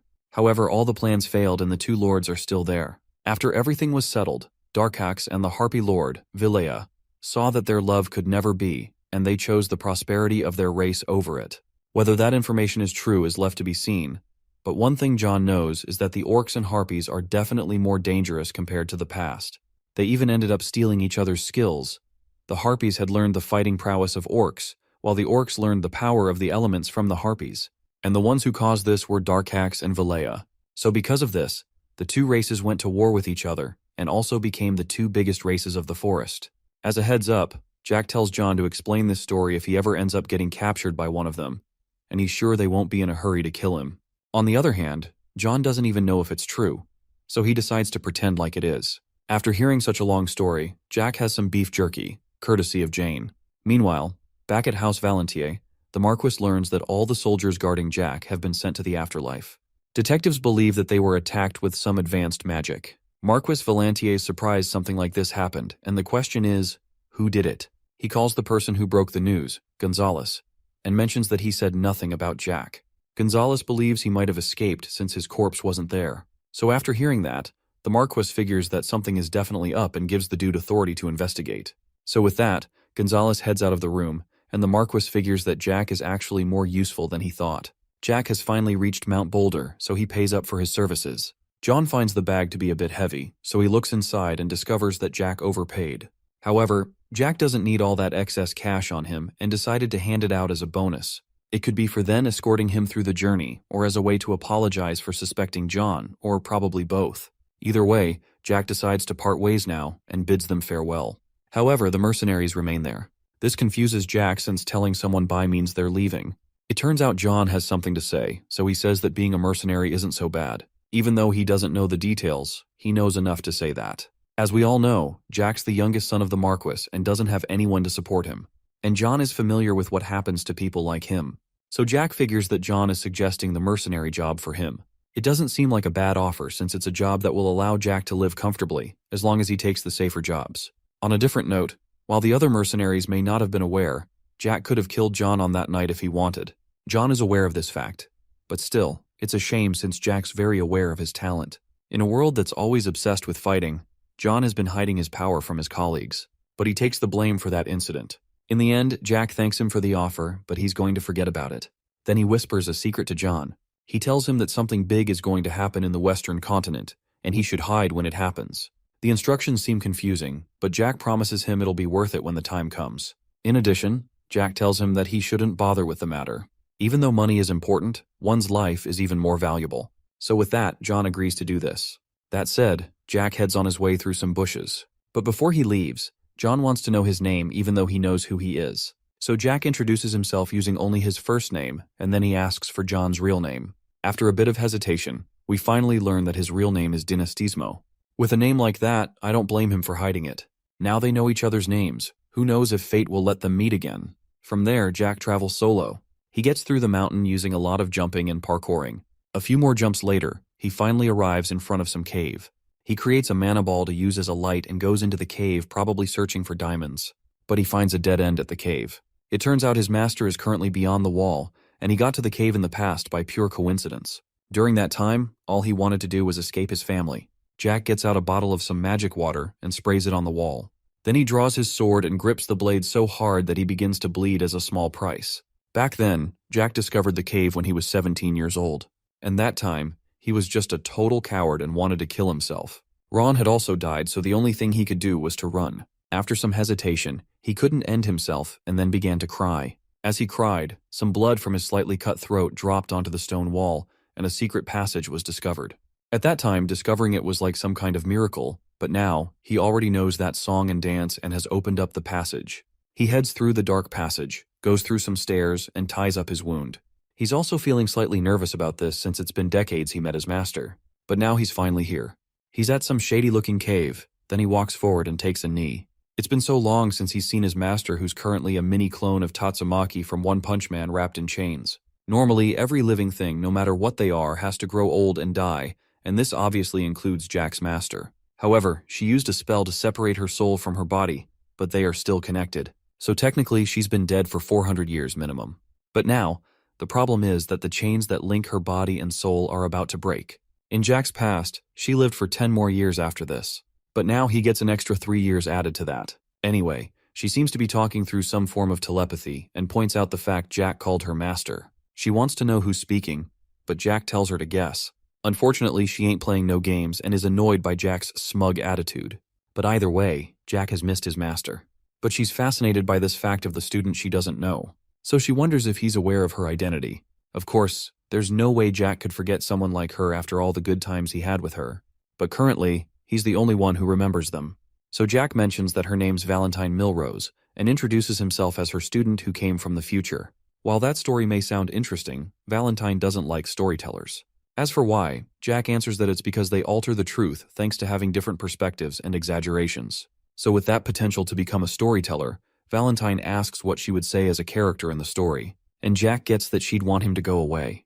Jack may have talent as a story writer, but he's also about to be disappointed in his master. Once again, she says she's not Jack's master, but that response is exactly what he expects from her. Now, since he has no other choice, he draws his sword and points it at Valentine. At the same time, he asks his master to forgive him for this rash action. Jack then charges up his sword. Valentine sees this and realizes that he's using soul aura. Since Jack's action may be rude, he promises to take a beating once the situation has been sorted. He intends to destroy his master's chains, and is also aware that breaking them will cause the place to collapse. So he proceeds anyway since it's something he must do. It turns out the person who chained Valentine was Julius Theslin. He promised to free her one day, but man took his time to search for that milk. Several decades passed by until Valentine finally realized he was not coming back. But now, Jack's the person who's going to free her. He slashes the chains made from dragon bones like an overpowered Virgil, and the chains snap. After that, he catches his master who's falling from the air. Unlike Julius, Jack isn't going to randomly abandon her, and he's determined to prove it. After that short reunion, the place begins to crumble. While the boulders are falling, Jack pulls a Gandalf "You Shall Not Pass" move called Mountain. It turns out it's one of the 4 fundamental moves: wind, forest, fire, and mountain. He then stabs his sword into the ground, and since Mountain is a defensive move, all the boulders get deflected from him. Then a glint of light before a massive explosion happens. After seeing this, Valentine wonders who on earth Jack is. But just like he answered earlier, he's her student, then Jack lets go of his sword. What's surprising is that someone as young as Jack learned to use soul aura, but that's possible since he got stronger in the future. From there, Jack wants to explore the world with his master for the next 13 years. With that said, Valentine places her little bitty hands on Jack's face. This is how she finds out if someone's telling the truth, but who knows how that works. After a while, she finds out that he's actually telling the truth about the time travel thing. Now that she finally believes him, Jack collapses out of exhaustion. She then takes a seat on Jack's shoulder and points out the fact that forcing a relationship is pretty rude. However, this is one that Jack believes has to be, so he just went for it. Even though he's in so much pain, he keeps replying since he's Valentine's student after all. Then Jack finally introduces himself and hopes to get along with his master in his current life as well. 5 days later, both of them are in the town of Azenblay. However, all through the 5 days, Valentine managed to not say a single word. It seems she's been organizing her thoughts for the whole ride. Then she speaks for the first time in days. She thought that Jack could be a descendant of Theslin since it's impossible to control souls at such a young age. But it turns out he isn't one. She then makes a statement about the power of souls, then gives Jack a side-eye, expecting him to complete her sentence. Jack can remember from his past life that if he doesn't comply, she'll go Muhammad Ali mode on him. So he says that even out of the Mana Masters, only a few people can use the soul power thing. Luckily for him, that's the correct thing to say. On another note, she also noticed the insane number of people he killed in his soul. However, Jack laughs after hearing that. If he eventually decides to talk about his past life, she'll probably stay quiet for another 5 days. With the amount of people he's killed, she's sure that at this point, it's more than her kill count. Now on to another topic. Valentine wonders why Jack received a once-in-a-lifetime chance of being able to relive his life. From this, Jack figures she has been thinking about his time travel thing. After thinking about his past for a while, he has no idea why. This answer leaves his master disappointed, but it makes sense since he didn't turn back time himself. He figures that if someone else did it, they would have a reason, and is sure they'll meet him one day. If they don't, he'll just have to keep living life. But more importantly, he wants to spend more time with his master. While Jack seems to have a talent for flattery, his next plan is to recruit people to his team since he'll need some help. There are times when it would have been nice, like when the guards tried to attack him, or when he broke his master out of the cave prison. Speaking of that rescue, he felt pretty sick afterward, so he secretly drank 2 high-quality potions and was sick for 5 days. So after those kinds of moments, he'll need some sidekicks to protect him. But anyway, Jack decides to do some shopping, starting with getting a new sword. But a random person who seemed to be in a hurry bumps into him. The girl falls to the ground along with her basket of flowers. She apologizes while Jack offers to help her up. Then Jack finally notices who the person is. While the girl scrambles to pick up her flowers, Jack has just found a perfect member for his crew. So Jack goes straight to recruiting her. Obviously, the girl is shocked after being offered to join a team from nowhere. He also hands her a bag. When she opens it, it's full of gold, and this amount of cash shocks her. She rejects it because it's too much for her. Although, a single shilling is all that she needs. So Jack gives that to her, and the girl hands him the entire basket of flowers. With that, she rushes off bidding him farewell. But then she pauses and bows before finally leaving. She's a perfect candidate for Jack's team, however, Valentine can tell she's a vampire. It turns out even Jack didn't know this and is surprised to hear that info. He wasn't recruiting her because she's a vampire, but he figured she had the potential to become a 10th circle user. So after that, Jack still has a long way left to improve, and Valentine's there to teach him everything. Concerning the girl earlier, she seems familiar to Valentine. She recalls a time when she saw the same girl in a forest, and this coincidence is crazy. So Valentine lets Jack know that she'd like to visit someone after he gets his sword. Random fact time. Vampires were the only creatures that stood a chance against dragons. Jack searches for a sword while the seller talks endlessly about why his choice might be the one, but we digress. Anyway, back to the random fact about vampires and dragons. Around 10 years ago, the vampires waged a war against the dragons to escape the forest of monsters. As you'd expect, the dragons won, however. A handful of vampires used the opportunity to escape the forest. So that would mean the girl Jack met earlier might be a child of one of those vampires. But anyway, he doesn't really care who she is. He picks a sword, and the saleswoman goes on the usual talk. But Jack's had enough at this point, so he picks the sword and doesn't care if it was the same one King Arthur used to shave his nose hair or something. After paying for the sword, Jack has decided what he'll do about his first underling. When they leave the shop, Valentine questions if he really has to do this since she doesn't know much about the current times. Jack understands her worry, but he believes that children are innocent. With that response, Valentine wonders if he's just saying that to justify his decision. Hopefully that's not Jack's intention. However, Jack understands why his master's like this. It turns out that 400 years ago, she, the dragons, and all the rulers of different creatures made a promise to not interfere with humans. So after that, all the creatures moved to the forest of monsters. With how much time has passed, all the rulers who made that promise have all died, and the creatures were technically free from that promise. But there was one problem. The dragons wouldn't let them leave the forest. Since they have lived for more than 2,000 years, the promise still stands for them. They also can't escape as well, so they made sure that no other creature escaped the forest. While Valentine's judgment was right, all the dragons needed to be killed, unfortunately. The old Jack had discovered this during the war, and then he went ahead and wiped out the dragon race. A while later, Valentine spots the girl who seems to be doing some shopping. After seeing his master's demeanor, Jack holds her hand and says she doesn't need to feel guilty. Even though he doesn't know everything about the situation, he knows enough. After all, he's still Valentine's student. With that said, she finally lets Jack do what he wants. But some friendly advice for Jack is not to let the girl drink his blood. Jack gets confused and wonders why his master would say that. Anyway, the girl finishes her shopping and hurries away. Since she's still a child, Jack figures that she has to eat things good for kids. Meanwhile, deficiency-inflicted vampire girl recalls the time Jack tried to recruit her. She finds it ridiculous that he was talking to some kind of doll, and the fact he tried to recruit her. But still, it's been ages since anyone has spoken to her in such a polite manner. She's also carrying some orc blood to give to her bedridden mother. When she was young, the girl's mom told her not to drink human blood. Other than the one her uncle gave her, she wasn't allowed to drink any other blood.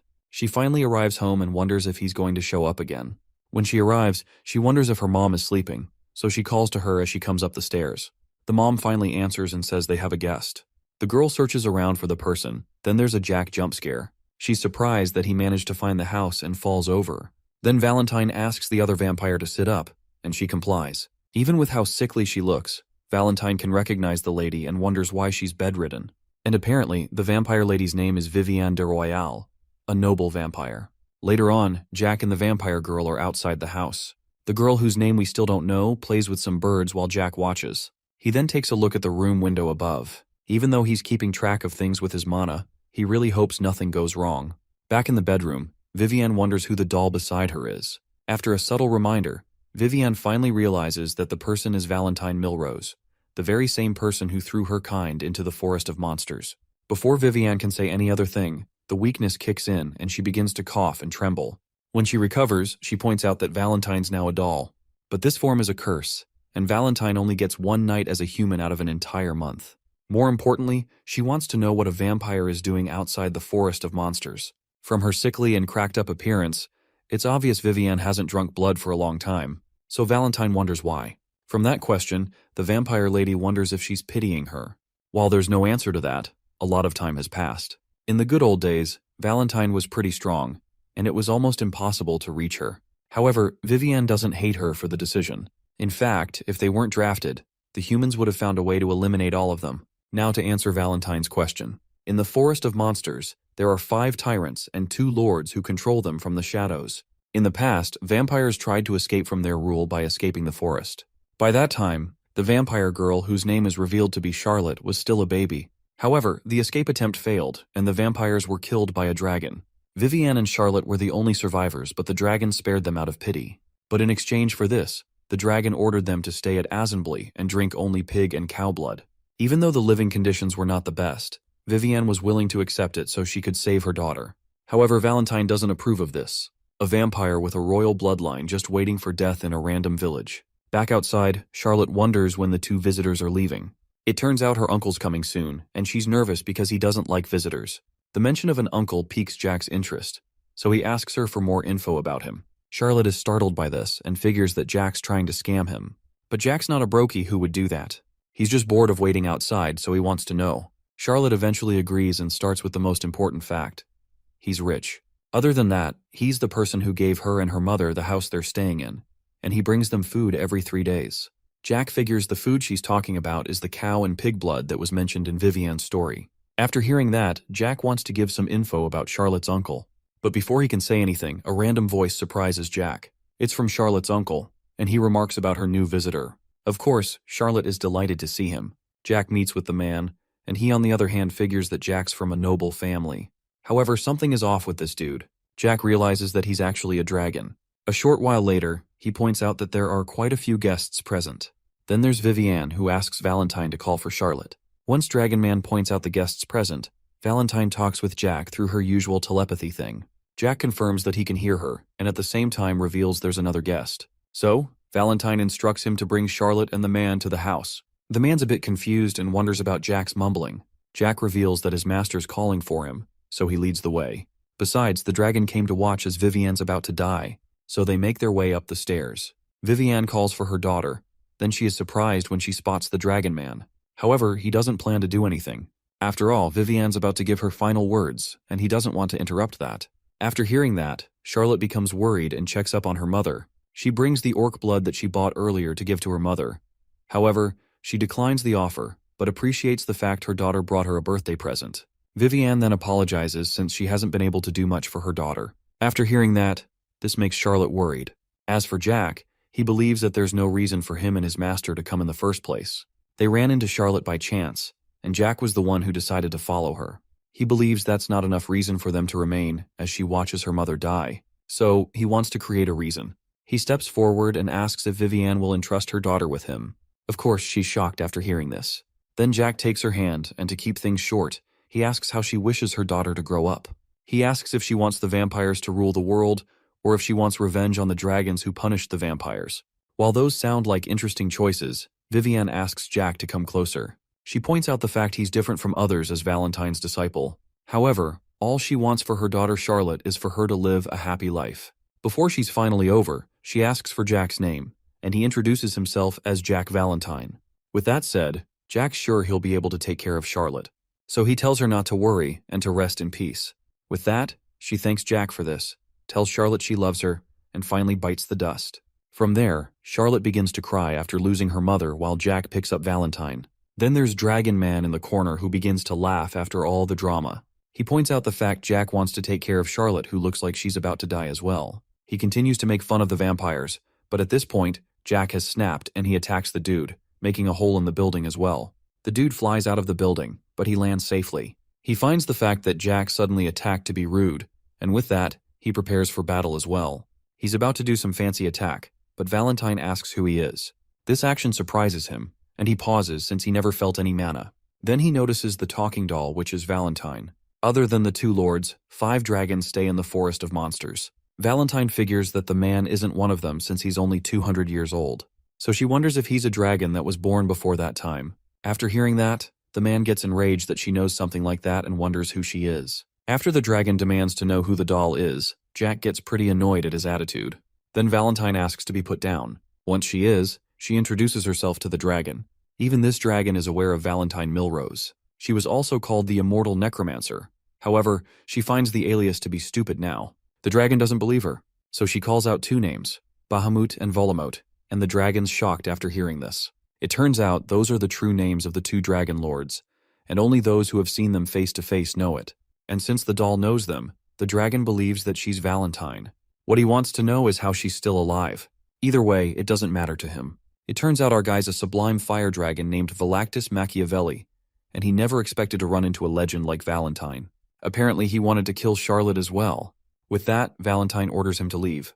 But Valactus isn't taking orders from her and reminds her about the promise. According to him, the dragons pitied all the other creatures and showed them mercy. And even with that, Valentine's ordering him to leave. However, this dude has been severely misinformed. It was actually Valentine who bestowed the grace, not the dragons, and Valactus is shocked after hearing this. The reason why the dragons were separated from humans was because their egos were as big as their physical sizes. Their belief that they were superior to everything was why war broke out between species. At this point, Valactus has heard enough and doesn't want to listen to an old hag. After this comment, Jack calls out to the magical lizard, and now he's pissed that an oversized 4-limbed reptile had the nerve to insult his master. After that, Valactus leaps into the air and tries to slash Jack with his claws. But Jack dodges easily and lands an easy mangy kick to the jaw. This sends him crashing into a wall. After that, Jack approaches him and lifts his chin with his foot. That's what he gets for disrespecting the master. However, the dragon's outraged by this, but Jack just tells him to shut up before he dies. Then Valactus grabs his leg and sends him crashing into the house. After a while, he emerges from the smoke and now his outfit has gotten dirty from that. Jack shows Charlotte the kind of person she considers an uncle. Then she begins to cry. Jack picks her up from the ground and lets her to take a good look at him. He's the person who killed vampires and probably killed her father, whom she never knew as well. On top of that, he toyed with her mother until she died. This is too much for Charlotte to take in. However, Jack mentions that he got her mother's permission to take care of her. While he draws his sword, Jack lets Charlotte know that her answer is the most important one. So Jack's determined to show her how powerful her protector is, as he leaps into the air to attack. Now it's time for a battle between an OP second circle user and an overgrown 200-year-old lizard. Jack swings his sword first, but Valactus jumps back, dodging Jack's attack. After a while, the two of them charge at each other to attack and exchange various slashes with each other. After that exchange, Valactus figures that Jack's not a strong mana user. Before he can finish his statement, part of his hair falls off. It turns out that was Jack's goal since it was disturbing him. Now the dragon is angry, and he's not going to hold back anymore. He fires an attack called Windcutter at Jack, but he's not bothered by it and easily blocks it. Valactus is shocked by this. He has every right to be since Jack just deflected a dragon's spell like it's nothing. Then Jack jumps in the air, grabs the dude's face, and slams him in the ground. After beating him up, Jack finally remembers Valactus. He's the loser's son of another dragon named Luca Machiavelli, one of the 5 dragons who oversees the forest of monsters. Of course, Valactus is shocked by this fact. As for how Jack knows Valactus's father, he ended up cutting his head in his previous life. However, he never saw Valactus during that time. So Jack figures he died in some accident or was hiding for his life. Another thing Jack does know is that he acts just like his father. After revealing this, Valactus wonders who he's dealing with. But Jack answers that he's the student of Valentine, the person he insulted. Still, it's surprising that Jack dissolved a dragon spell since humans normally can't do that. After seeing what the strongest life form on the land has to offer, Jack points his sword at the dragon and gives him 5 seconds to bow and apologize to his master. And if he doesn't, Jack will grind him to dust and wipe him off the face of the planet, the same thing the dragon has done to others. The countdown begins while Velactus is on a knee. Just as Jack counts to 1, Velactus grows a pair of wings and flies away. Since things aren't good for him now, he has to run away. At the same time, he intends to report what just happened to other dragons. On the other hand, Jack never expected him to run away. However, he's not out of options to stop him. He prepares another attack, and then Velactus gives a look of terror. He takes a look and contemplates if Jack's launching an ICBM. But apparently, this is another one of those fundamental moves, and this one's called Wind. So after witnessing this, Velactus wonders what kind of monster he's up against. Welcome to the Shadow Realm where we have Velactus running away in fear. Then there's the Jack of his nightmares that he can't get away from. Then he trips and falls to the ground, and at this point, it's over for him. The Jack figure goes to get him. Then the real Jack wakes up from sleep and finds himself in a room he's never seen before. He takes a look around and wonders where he's at. Then Ron enters the room, sad that his master is unconscious, but he spots him awake, and they are both surprised to see each other. Ron rushes to check on Jack to see if he can still remember him, but he still remembers who his servant is and asks him to back off.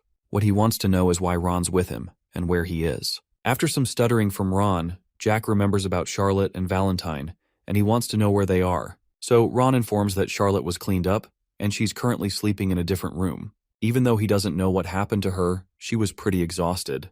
Then for the random doll, he points at it, and it's currently sitting on a chair. While Valentine's not in the best mood after this, Jack's delighted to see her. When Ron discovers that the doll can talk, Jack figures that his master might be mad at him. However, she denies this obvious fact. While the master and student chat, Ron wonders how the doll can talk. On top of that, it's been on that spot for 3 days. It's a long story to explain everything, so Jack just shortens it to she's his master. Then he tells Ron to be careful of what he says to her. With how serious Jack sounded, Ron believes there's a reason for it, so he complies. With that out of the way, Jack asks for a breakdown of what happened, so Ron explains everything. The guards who accompanied Jack were found dead, and House Valentier found out. Naturally, they sent a knight to investigate, and the knight tracked Jack, believing he could explain what happened. Besides, since the crime scene was near Arbeloa, a few people must have informed him at the village. After that, there were rumors that Jack was spotted near the Azenbal Duchy, but what they saw was Jack's wind attack. Then he was found unconscious and badly injured, so he was carried to a temple for treatment. They ended up feeding him 3 strawberry-flavored top-tier potions, and this is Jack's favorite flavor. But putting that aside, Jack wonders why Ron isn't doing the one thing he promised, protecting Elizabeth. So, Ron explains that the Marquis refused to let her come along in searching for Jack, and since Ron knew him well, he was sent in her place. Jack is surprised after hearing this, but he figures that his father is actually dumber than he thought. While master and servant have their reunion, a knight shows up from nowhere, and he notices that Jack's awake. Now we have the red-haired knight named Gonzalez. He's the deputy commander of the Iron Blood Order, and also in charge of the team investigating the incident. He steps forward and warns Jack about any shenanigans involving Charlotte. Even though he believes Jack is inferior to Phelan, Gonzalez believes that he should still uphold his reputation as the Marquis's son. Ron takes what he said personally, but Jack stops him from going on and wants to hear whatever nonsense the knight has to say. So with that, Gonzalez wants to ask Jack some questions about the incident. However, Jack recalls that he was given 3 top-tier potions. So, he's giving Gonzalez 3 chances to be cool. Now Jack's ready to answer with a menacing glare. Gonzalez notices something different about Jack since he normally can't look him in the eyes. Either way, he asks for what happened. Then Jack explains the exact story. The guards were given a strange order to break his limbs. In the middle of the explanation, Jack asks what's up with Gonzalez's funny face. From his expression, it looks like it's his first time hearing it. But Gonzalez wants to get back on track. What he doesn't know is that he's already on strike too. Man better pray to the Lord for what's about to happen. Anyway, back to the story. Jack narrates that during the 4-day trip to the academy, the guards said they would break his limbs and heal them back every day. As if that wasn't savage enough, the 6th Circle Knight named Raisin took things further by saying he would destroy Jack's mana circles. After that explanation, Ron's pretty nervous about what he's saying, but Jack figures that he knows what's up. Then Jack rounds up the story saying he killed them. Of course, Gonzalez is surprised to hear this. So, Jack does him a favor, rises from his bed and repeats himself crystal clear. With that information, Gonzalez figures that the attack wasn't an outside attack. On top of that, it's from the so-called useless child of House Valentier. But what's confusing him is how was he able to do it? Jack, on the other hand, is a person who would torment people trying to harm him. While it may seem like a joke, he's playing no games. Gonzalez then warns him about his tone, and before he can go on, Ron grabs his arm and would like to talk with him. Unfortunately, Gonzalez pushes him away since he's just a servant. After seeing this, Jack finally loses it and punches him so hard that he's now unconscious. The reason for Jack's sudden action is because that's strike 3. After that, Jack begins to feel dizzy and falls on the bed. As Ron goes to check on his master, Jack points out that the dude he just punched is a 7th circle user. Then he mentions the fact Ron's always acting as that weak servant, and wonders if he's tired of it. After that, Jack grabs Ron's shirt and says that he doesn't need to do that anymore. At first, he thought it would be best if he kept doing what he did, but things have changed now. He figures he should have looked out for the people who care for him, so they don't get mistreated by others. Although that isn't what Jack said before, he doesn't find the idea bad either way. So with that, Ron focuses his attention on Gonzalez. Even though Jack may not remember, he looked down on him and Ron in the past. Then Jack wonders how much time Ron will need to teach him a lesson, but a minute's enough. Now we might learn that Ron is one of the coldest characters alive. When it comes to cooking, Ron's a boss at it. However, it's not only food that he's good at cooking. Watch him as he completely cooks Gonzalez in combat. At this point, Gonzalez has gone from deputy commander to deputy punching bag. Who knew that a servant like Ron had what it takes to throw some serious hands? Gonzalez tries to fight back, but he's a lost cause at this point. Ron easily dodges his attack and strikes again. The whole commotion draws the attention of nearby staff, and they are shocked by what's playing out. Meanwhile, Jack watches the fight and Ron's movements seem familiar to him. He has seen Ron fight before, but that's only using mana and spells and stuff since he's a 9th circle mage. That means his main skill should be in magic, not physical combat. But somehow he's able to body Gonzalez even though he's not jacked or anything. So Jack figures he must have a ton of fighting experience. Even if Ron's a spy from the Thulkan Empire, Jack still won't be able to kill him or beat him up. Well, back to the fight, and Gonzalez is showing signs of being a sore loser. He yanks a sword from a nearby guard and tries to kill Ron with it.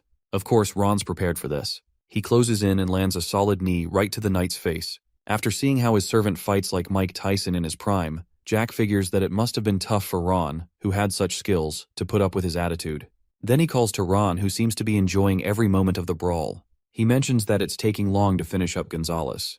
While Ron pays attention to his master, Gonzalez tries to land a sneaky one at 1 HP, but a single punch from Ron ends him, and he's cooked. The entire fight took 1 minute and 12 seconds, so Jack points out that Ron has to get back in shape. Then there are the 2 random guards. Jack orders them to quit staring, and they head back to their posts. Now that's over, Jack yanks the dude's hair and wants to have a friendly chat with Gonzalez. Looking at his status, he seems like a competent fellow and is Marquis approved as well. Gonzalez is outraged that a servant beat him up, but a firm tug on his hair shuts his mouth. Even though he's been defeated, he has completed his investigation and found the culprit of the incident. So, mission failed successfully. Looking at Gonzalez, he's the favorite knight of the Marquis, the 3rd most powerful knight in House Valentier, and is currently in his late 30s. But most importantly, he's a deputy commander, and it would be a waste to kill him. So, Jack asks if he's interested in becoming an 8th circle user, and a commander at that. But Gonzalez is surprised at the way things are going. But to gain those things, Jack asks that he promise him one thing. However, before we can hear that promise, Ron sees the conversation and figures that Jack is up to his usual schemes. But anyway, he's glad about the fine young man his master has grown into. Then he gets poked on the knee. He spots Valentine and gets on a knee since she's the master of his master. But she skips the chit-chat and asks if he's associated with Dokwan, and Ron is shocked after getting this question. Valentine wonders if Ron is associated with Dokwan. Looking at his past, he became a 9th circle user around 20 years ago. Since he became a 9th circle user in his mid-20s, he must have held a high spot in Dokwan. But now Ron's glory days are gone and he's a servant. Not only that, he also had the potential to become a 10th circle or even control spirits. Then Valentine asks if it has been 20 years since he last used mana. Well, kind of. It has actually been 19 years. From the moment he stepped foot in the Marquess's estate with Jack and Elizabeth's mother, he never used mana again. However, the only time he used mana was to chase after Jack. Even though it doesn't seem of any importance currently, Ron doesn't regret being Giganerfed to the Phantom Zone, and also doesn't care about being looked down on as a servant. He has no interest in fame and is fine with just serving Jack. Valentine has been curious about Jack's talent so far, but now she's seen that a warrior of Dokwan is willing to sacrifice his life for him. Then she wonders if he's aware of this. Apparently, Jack had told Ron that he had a hunch about his past, but he decided not to dig into it. So Ron's positive that Jack knows of his past, but doesn't want to make a big deal of it. However, it appears Jack hasn't been listening to the conversation. If he was, he would have asked what on earth a Dakwon is, since there's a lot he still doesn't know. Anyway, back to Jack, who's busy threatening Gonzalez. He asks the frightened Gonzalez once again if he would like to become a commander. At this point, Gonzalez is speechless and stutters in fright. However, this seems like one of those choices where the reply doesn't matter, and Jack gets on him. Even though Gonzalez is frightened after receiving a beating, Jack tells him not to move or circulate his mana. Then he reaches for Gonzalez's chest and does a few mana things. He circulates his mana through his victim's body until he finds the mana circles. Currently, there are 7 of them revolving around his heart, and now Jack's mana gets to them. Gonzalez notices that something's up with his mana circles, but Jack stops him from struggling. He may not know what Jack's up to, but one thing for sure is Jack isn't killing him. If he wanted to, Gonzalez wouldn't even be alive by now. So with that, Jack continues what he's doing with the mana circles. A few mana moments later, there's some kind of explosion in one of the circles, while Gonzalez prays for his life. Shortly, the procedure has been completed, and he can now open his eyes. He checks his mana circles, and now, the deputy commander has 8 mana circles. However, it's only temporary and will last for 3 to 5 months. Gonzalez is confused by this and wonders who Jack is exactly. Unfortunately, he's not in a spot to ask questions. As for what will happen to him next, he doesn't have a choice but to follow all of Jack's orders. And if he refuses, he'll die in the most brutal way imaginable. Of course, he's terrified to hear this fact. After all, Jack's the person who learned dark magic according to the rumors. Now let's go back to the past for a bit. After the time Jack beat up Phelan and was imprisoned, Marquis Valentier spread a rumor about Jack saying that he used dark magic. But it turns out that was no rumor. It was actually true, and Gonzalez just experienced it for himself. Then Jack orders him to get on his knees, and Gonzalez has no choice but to obey. Now Jack wants to give him his first assignment as his underling. He orders Gonzalez to return to Valentier Manor and report that he doesn't know anything about Jack, and Gonzalez agrees to this. For the next mission, Jack tells him to murder at least 40 vassals of House Mantis at the manor within 3 months. This includes knights who are on the Marquis's side. Gonzalez agrees, but then it fully hits him and he's shocked by what he has to do. Of course, he has no choice in this matter. Jack didn't give him an extra mana circle for nothing, so Gonzalez has to keep this in mind. With that said, Jack gets up from his seat and goes to his new servant. He assures him that everything will be fine, as long as he follows his orders. After all, Gonzalez became an 8th circle user almost instantly, and Jack entices him saying there's more where that came from. However, the guy's still nervous. He has every reason to be since he can't say no. But there's another thing left. From the way Ron had whooped him, Jack figures that Gonzalez must have done a few things in the past to piss him off. So, because of that, he'll now have a taste of how it is to be a servant and will be serving Ron. Obviously, Gonzalez is depressed to hear that, and Jack will be getting feedback from Ron in addition. After that's settled, Jack yeets the new servant out of the room. Now he has Chickling Model 2. Model 1 was a complete buffoon and got himself killed. But hopefully, number 2 will be a better candidate. Anyway, Jack checks on Ron, who was talking with Valentine, and he has finished his chat with her. Now that everything's been sorted, Jack wants to go grab a bite. However, Ron doesn't approve of him going out with that hospital patient drip. So he came prepared and packed a set of clothes for Jack. Since a lot of Jack's things were ruined, Ron had prepared some clothes in advance. So Jack thanks Ron for looking out for him as usual. Just as he's about to head out, the door opens. Jack believes it's Gonzalez again until someone rushes at him. It turns out this person's actually Charlotte, and she goes to hug Jack. She then begins to cry because she is worried about Jack. With this encounter, Jack informs Ron that he'll be out for a while, and tells him to make the good food that he always does. As expected, Ron complies with his request.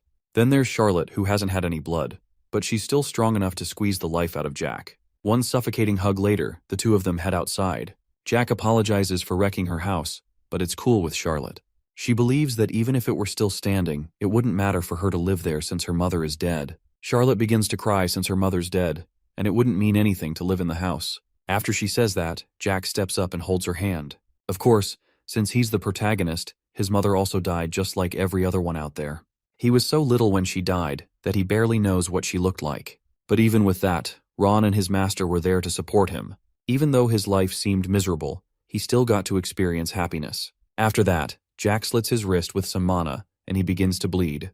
Then he shoves his bleeding wrist into Charlotte's mouth. It's what it seems. He's offering some of his blood to her, and she's enjoying it. With how she's biting down on his hand, Jack figures she must have been pretty hungry. And when she's done drinking Jack's blood, her body heals instantly, and straight out of Africa-looking vampire is no more. It turns out this pretty fast recovery is the reason why vampires were almost as strong as dragons. If they drink the right kind of blood, they can recover quickly. Anyway, Charlotte is shocked by this action, but she feels much better either way. So she thanks Jack for the blood. Then he asks her what she thinks. After all, he did say he was going to show the power of her protector. While it was a bit scary to her, she also admits it was satisfying as well. So with that, she commends Jack and also refers to him as my lord. However, Jack doesn't approve of that since she's going to be working for him. So he asks her to call him boss, and Charlotte doesn't see any problem with that. Later on, Jack heads indoors for a feast. He tells Ron about the dragon he defeated, and Ron finds that outrageous. He's very confused by this, but it's the reaction Jack expected to receive. When a dragon turns 10 years old, it already has around 4 or 5 mana circles, and the time it reaches 50, it may have reached the master stage. Then there's something called incarnation. It's when a dragon changes its giant body into a normal human form, but it's different from polymorphing. Normally, a dragon's normal body is specialized to use magic, but incarnation raises its physical power to the max. While Jack avoids eating his vegetables, he recalls his past battle with Velactus. If he was a bit more careful, Jack would have found him difficult. But in the end, Jack was victorious, and for something that was 2 centuries old, he considers it to be an idiot. Ron's a bit confused by Jack's statement. But on the other hand, Jack figures that no matter how skilled he is, he's still a second circle user. It would sound ridiculous for Jack to fight a 10th circle user. But as for the dragon, he lacked experience and couldn't use incarnation. In the end, he got scared, used some magic, and ran away, which all led to his death. With those in mind, Jack realizes something. Any sane person wouldn't believe he killed a dragon. For instance, the folks of the Fire Ant mercenaries would just laugh it off as usual. But Ron casually accepted Jack's ramblings. So Jack figures that Ron knows a lot of things like dragons still exist. With that said, there's no way Ron's beating these allegations. However, he thought Jack would know everything about him since he time traveled and all that. But Jack has no idea about that. The only thing he knows is that Ron died an untimely death. Even though Jack knows quite a bit, there are still some things he doesn't know. Ron informs him that telling him everything is going to be a long story. However, Jack doesn't want to hear the full gist. He's aware that Ron's a careful man. He never told Jack anything even from the time they escaped the Marquis's manor in his past life. After all, everyone has a few secrets.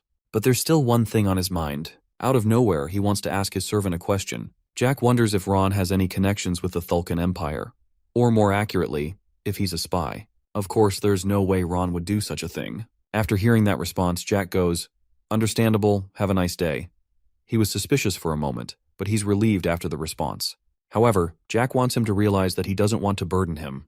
But judging from the smile on Ron's face, he believes he caught on. Now for the next plan, Jack wants to make more mana circles. In his current stage, he goes out of action whenever he uses his soul aura. So, he has to increase his mana circles and regain his former glorious physique so he can withstand the force of using it. But that's a thought for another day. He still has to get to the academy. Shortly, Valentine shows up, surprising Jack. It turns out he used a move called the Dark Halter, and she figures that he's definitely the one. Apparently, this Dark Halter is a dark magic spell that only she and Jack know. The reason why it's only the two of them who know that spell is because Valentine is the one who created it. Her glory days were during the time of war, so she used this spell against enemy spies. What happens is that she creates a mana circle by force and carves a vow within it. If the vow wasn't upheld, the person would instantly turn Minecraft creeper mode and explode on the spot. It was this brutal spell that made her pretty infamous. Anyway, Valentine wonders the kind of vow Jack carved into Gonzalez's mana circle and what he's after. But Jack just did that for insurance for Ron and his sister Elizabeth. After hearing that, Ron's touched that his master's looking out for him. However, this emotional display doesn't sit right with Jack. Shortly, Charlotte pays a visit. She's seeking refuge from all the maids who wouldn't stop bothering her. But she came in at just the right time, so Jack offers her a seat. Ron then offers to make her a meal, but thanks to Jack, she's already full. And Ron's confused by this. Jack intends to let Charlotte attend the academy as well, so he asks Ron if that'll be possible.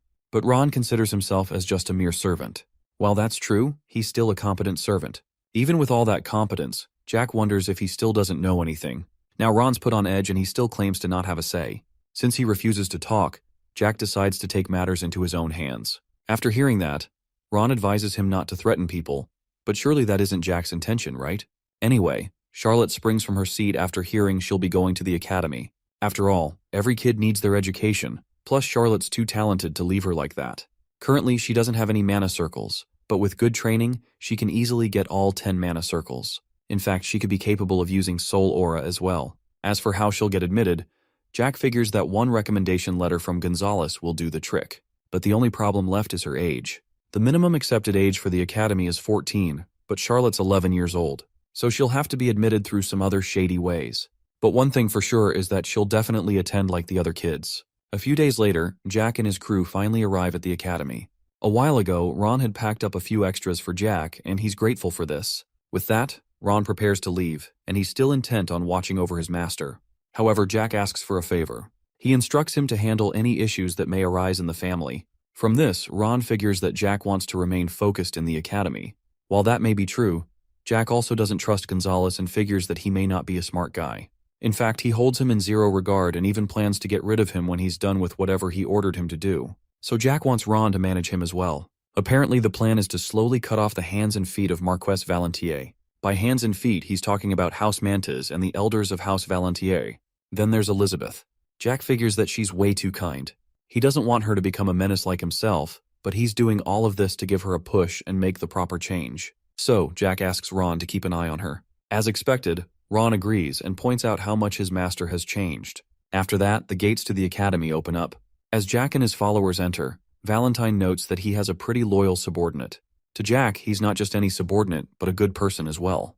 Then there's another good person, and that would be Jack's master. Somehow Jack's words get to her, and she's flattered. Meanwhile, Charlotte is amazed to see a place like the academy since it's her first time. Shortly, a maid welcomes Jack, and Charlotte retreats back to him like it's a reflex. The maid then bows and reveals that the headmaster is waiting for him. Jack goes to meet him, and the headmaster has heard all about his antics. The rumors about buildings being destroyed and finding a child noble covered in blood have all spread around. On top of that, Jack made all those headlines. He scans the room he's currently in since it's been a long while he's visited. The headmaster's name is Rommel Einhard Assenblay, a former Duke of House Assenblay. However, his son has taken over that job.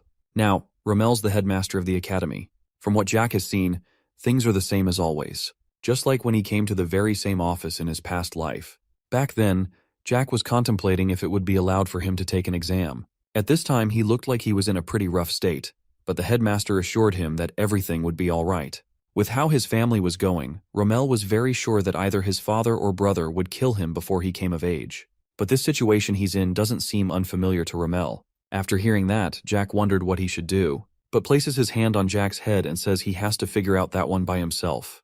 However, the headmaster did give him a single room at the dormitory and other benefits from preferential treatment. Back to the current moment, Jack's no longer that nervous child of before. He calls the headmaster old man and would like to make a deal with him. Rommel is shocked by his display of confidence in calling him that, and Jack wants to save his life one time since he's indebted to him from the past and asks for a favor in return. From this statement that Jack just made, Rommel can tell that Jack has gone through some changes. The first time he met him, he was covered in wounds and he was very timid. Now he's a different person within the 1 month he never saw him. Well, that's for the headmaster. Jack, on the other hand, hasn't seen him for 20 years.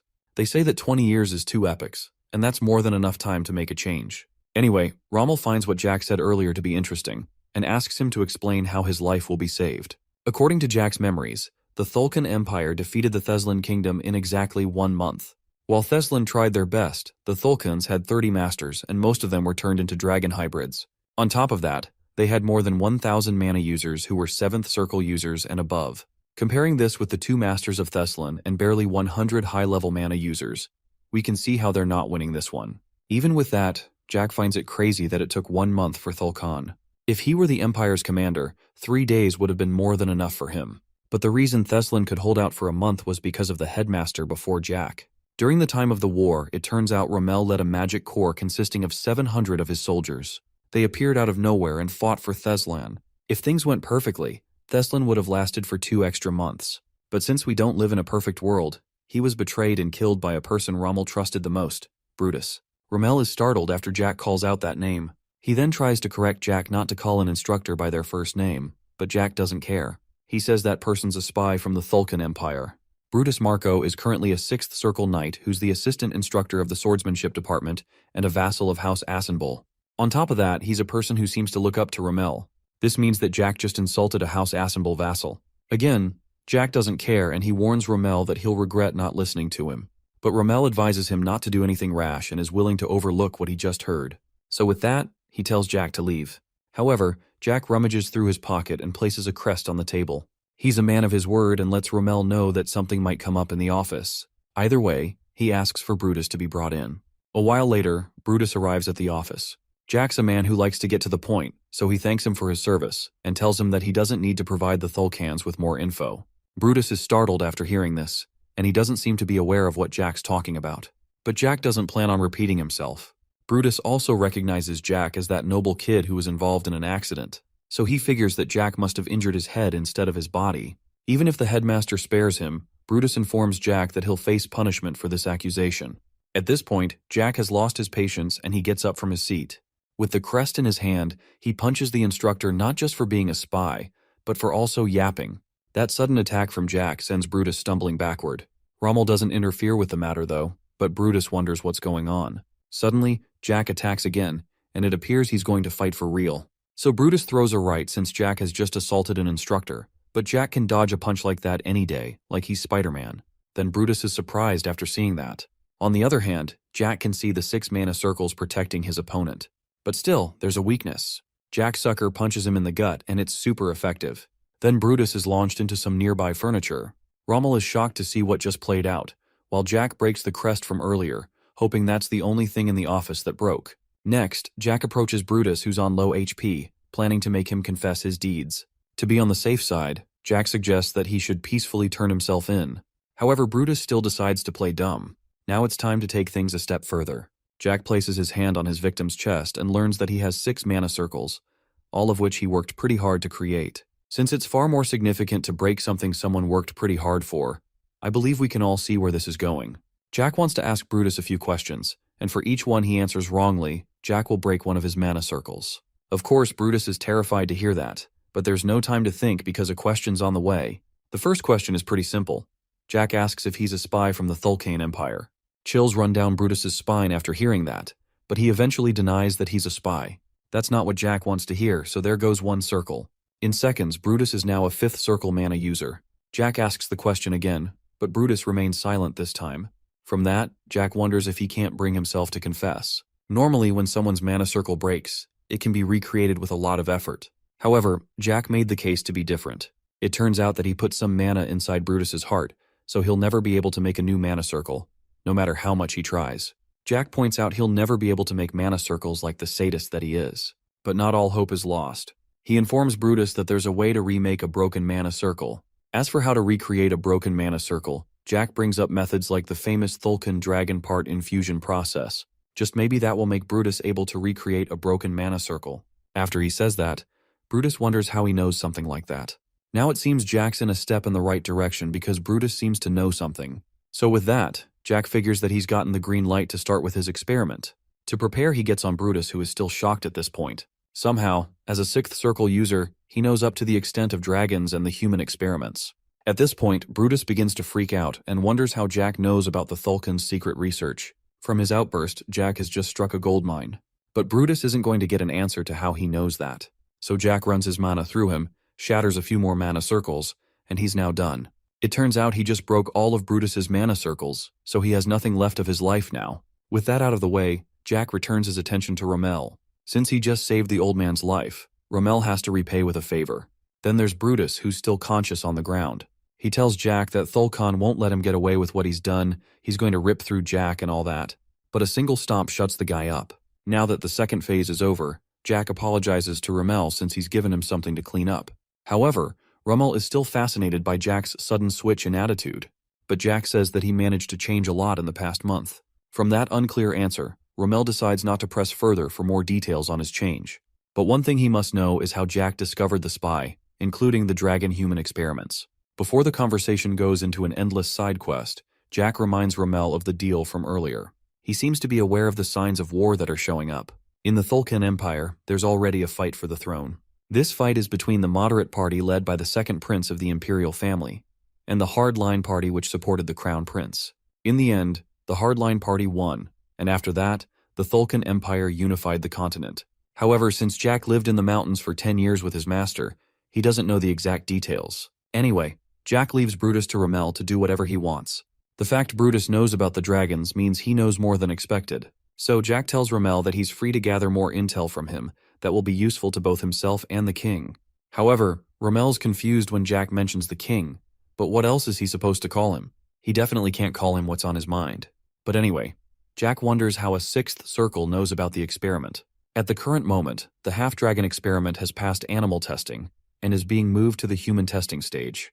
According to the details he heard in his past life, plus some random documents he found, this experiment was considered Area 51 level of secret, even within Thulkan. Anyway, Jack has a favor to ask of Rommel. Scratch that, he has 2 favors to ask. Since the headmaster obviously has a lot of money, his first request is a private villa near the academy, and one that has a garden at least. Rommel reminds him of the rule that all students should stay in the dormitory, but Jack says there are exceptions to rules. This was one of Rommel's teachings to him, by the way. As for his second wish, Jack asks him to admit a certain kid into the academy as a first-year student. However, this is the second semester, and students are admitted only in the first. But Jack knows that the headmaster can always work his magic around that. Rommel figures that the child Jack's talking about is the pale one outside, Charlotte. So, he's curious about Jack's relationship with her. He reveals he's her new benefactor. After hearing that, Rommel lets out a sigh and is like, "Sure thing, buddy." Jack, on the other hand, wonders why he's sighing since it's true. A while later, Jack comes out of the office, and Charlotte is excited to see her boss. After Jack gives her some head pats, she wonders if the academy will be her new school. Jack tells her it will be, and she's delighted to hear that. But shortly, her smile turns upside down. Since she looked happy literally seconds ago, Jack wonders why the sad face. It turns out she never expected to attend the academy. Normally, the academy is a place for only humans, and as we all know, she isn't one. So she's upset with this fact. However, Jack wonders why that matters and asks if she's ashamed of being a vampire. But of course she isn't. While Jack isn't in the position to say this, he considers Charlotte's fate to be really unfortunate. Her family, House Royal, ruled for generations. The name alone is a dead giveaway that it was a royal family of vampires. But now most, if not all of them, have been killed, including Charlotte's father. Her mother, Vivienne, was her only family left, but we all saw how that turned out. But even with that, Jack tells her to have pride in herself, and not to get involved in what she is. Regardless of what she is, she's still Charlotte de Royale. And as for Jack, he still intends to keep his word and take care of her. As her benefactor, he's willing to take care of her requests, whether she wants to become a queen or rebuild her tribe. No matter what she's going through, Jack's there to take care of her problems, so he tells her not to think so low of herself again. After that speech, Charlotte becomes a bit nervous, but she thanks him. However, her mother had told her that nothing in the world is free, and she is correct. Charlotte doesn't see anything she can do for her boss, but Jack says it's all right. He plans to ask for something much later, and all she has to do is help Jack with that. With that said, Charlotte promises to assist him when the time comes. Now she's all better. Jack suggests that they do some sightseeing since their manor will take a while to be ready. Anyway, back to the past for a bit. Rommel informs Jack that Charlotte will be admitted either on the current day or the next. As for the manor, it would be ready in 2 hours. However, since it's pretty difficult to look after a huge villa alone, Rommel offers to send in some housekeepers. Jack thanks the old man for this act of consideration. However, he believes it's an excuse, and Rommel's actually trying to keep an eye on him. But it doesn't matter anyway. Jack spots one of the rare moments his master is smiling. He wonders why she looks so proud. Valentine found what Jack said to Charlotte earlier to be nice, and discovered that he places more value on identity. She always thought he was just a twisted individual, but it's nice to see that part of him. After hearing that, Jack decides to take that as a compliment. Shortly, they come across a dude who seems to be training his heart out. Jack figures it's nothing that concerns him, but Valentine tugs his ear and wants to watch him, so Jack agrees and they all take a seat. After receiving Valentine's odd request, Jack takes a look at the dude. He appears to be 17 with a pretty good physique, then Jack goes for the mana check. After scanning him, he's surprised by what he's seeing, and wonders if it's for real. Jack is completely surprised after looking at the mysterious person's mana. He's a second circle user, and only has the potential to become a fourth circle user. Jack's disappointed after seeing such level of mid, and wonders if Valentine's interested in him. He's not afraid he'll get replaced as Valentine's student, but Jack wonders why she seemed interested in the guy. She's also aware that the dude's potential in mana sucks, but there's another thing she notices about him and asks Jack to guess. However, Jack figures it might be his physique, but he's completely wrong. Some more time passes and the crew watches the dude training. Charlotte notices that he has been training so hard and looks ready to collapse at any moment. On top of that, he looks like he also sustained a few injuries while training. Jack notices this. Then Valentine asks again if he knows why she took an interest in him. After a second look, Jack notices he's had his mana circle broken. Again, recreating a broken mana circle is pretty much impossible. However, this dude seemed to have recovered all by himself. Even though he may not have good potential for mana anymore, Valentine notes that he has a strong willpower. She considers adding something else to that, but changes her mind. but Jack may have an idea of what she wants to say. While he does have a good work ethic, that's not why Valentine's interested in him. Apparently, the foundation of dark magic is death, destruction, resentment, and revenge. This dude didn't just regenerate his broken circle with sheer willpower, but also thanks to his tenacity. Underneath all of that is a deep hatred. So with that, Jack goes to meet the person. The person notices him and asks what's up.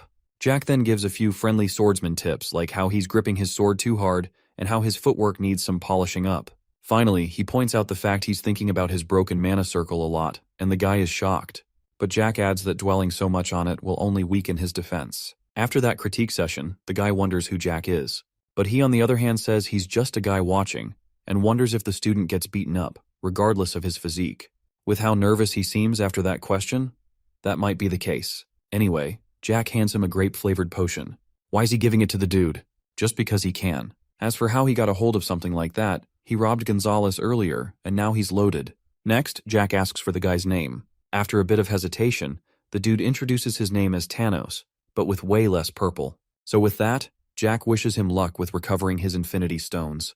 Before he leaves, Thanos wants to know who he's talking with, so Jack introduces himself to him. And with that, Jack heads out. Hopefully they'll meet again. On one hand, there's Valentine who doesn't resonate with Jack's cool display, and on the other, there's Charlotte who still thinks he's cool. So obviously, Jack responds to the more positive comment. Thanos takes a look at Jack who's venturing into the distance, then it finally hits his brain with 999 ping. He realizes that the person he spoke with was the Jack Valentier. The man, the myth, the one and only waste of House Valentier. Well, those are the rumors our friend Thanos heard, and there's no way he wouldn't recognize him. In fact, he was such a legend in the academy, getting unrivaled scores of all zeros in his first semester. So with all those facts, Thanos wonders if he misheard the boy's name from earlier.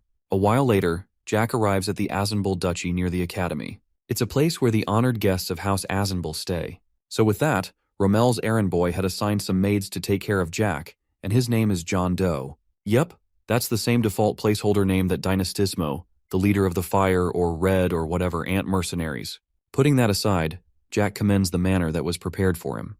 But he does note it was a place for honored guests. From the looks of this, it may appear that Romel is interfering with the fight for succession within House Valentier. So Jack wonders why John Tuno looks upset. He on the other hand doesn't consider his feelings important. He's just doing what he was told. After all, he's Romel's errand boy, but Jack, however, informs him that he's being rude. John's confused by what he means, so he clarifies that the dude is hiding his true self with polymorphism. Of course, John's shocked by this discovery, but Jack lets him off the hook with his fake name. One thing he does wonder about is why there are so many high-level mana users in such a tiny area. As far as he knows, there aren't that many 9-circle mana users in the kingdom. So he brings up his famous, "Are you a spy?" question to the errand boy. After all of that, John's shocked by how much Jack knows. Who we thought was John Doe begins to show his real identity, and he even stopped his mana flow just in case. Since Headmaster Rommel was so interested in Jack, John paid him a visit to have a look firsthand. Then we learn the man's real name is Bellamy Craig, head of the Magician's Tower of the Theslan Kingdom. Back to the past once again. And there was a war between Thulkan and Athalan. In the war, Bellamy was a person who stayed by Romel's side until he died. Anyway, Bellamy wonders how Jack knew about the polymorphism. Normally, Jack wouldn't have noticed it, but he got to know how it works after killing a certain polymorphed dragon whose name starts with V. After that arrogant response from Jack, Bellamy asks for some respect as the head of the Magician's Tower and the dean of the magic department. Since it's respect he's talking about, Jack mentions that he would have been better off introducing himself rather than making up a stupid test.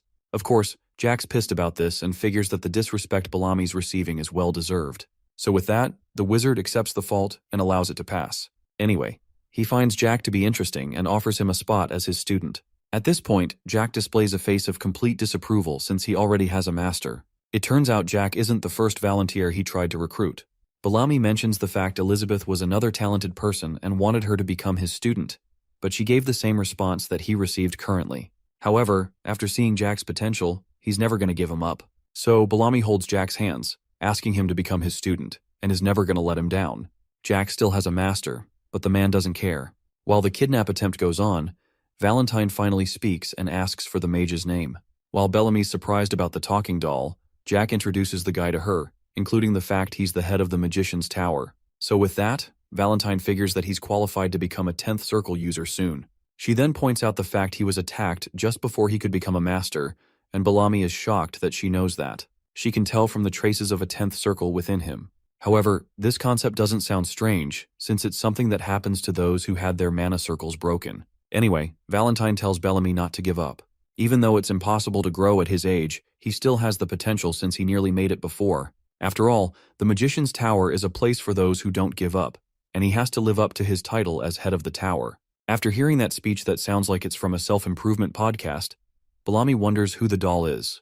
But Valentine believes he's better off not knowing since she's merely a relic of the past. With that out of the way, Jack wants to head in since Charlotte's waiting, and he tells Bellamy that he would like to see Rommel on the first day of class. After all that, Bellamy heads out and Jack has managed to stay away from the wizard's tower. On the other hand, Valentine thinks about how this life isn't balanced. Some work hard and have very low potential, while others live with so much talent but don't realize it. So she didn't want to pass by without saying anything.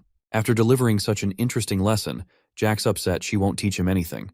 But she believes she doesn't have anything to teach him. He did use the Dark Halter on Gonzalez, so that's proof that he's already learned everything he can from her. This is a good point because the Dark Halter was actually the last spell she taught Jack in his past life. Anyway, he still finds it crazy that the head of the Magician's Tower came all the way to see him personally. And as for the surveillance, they're free to watch him however they want.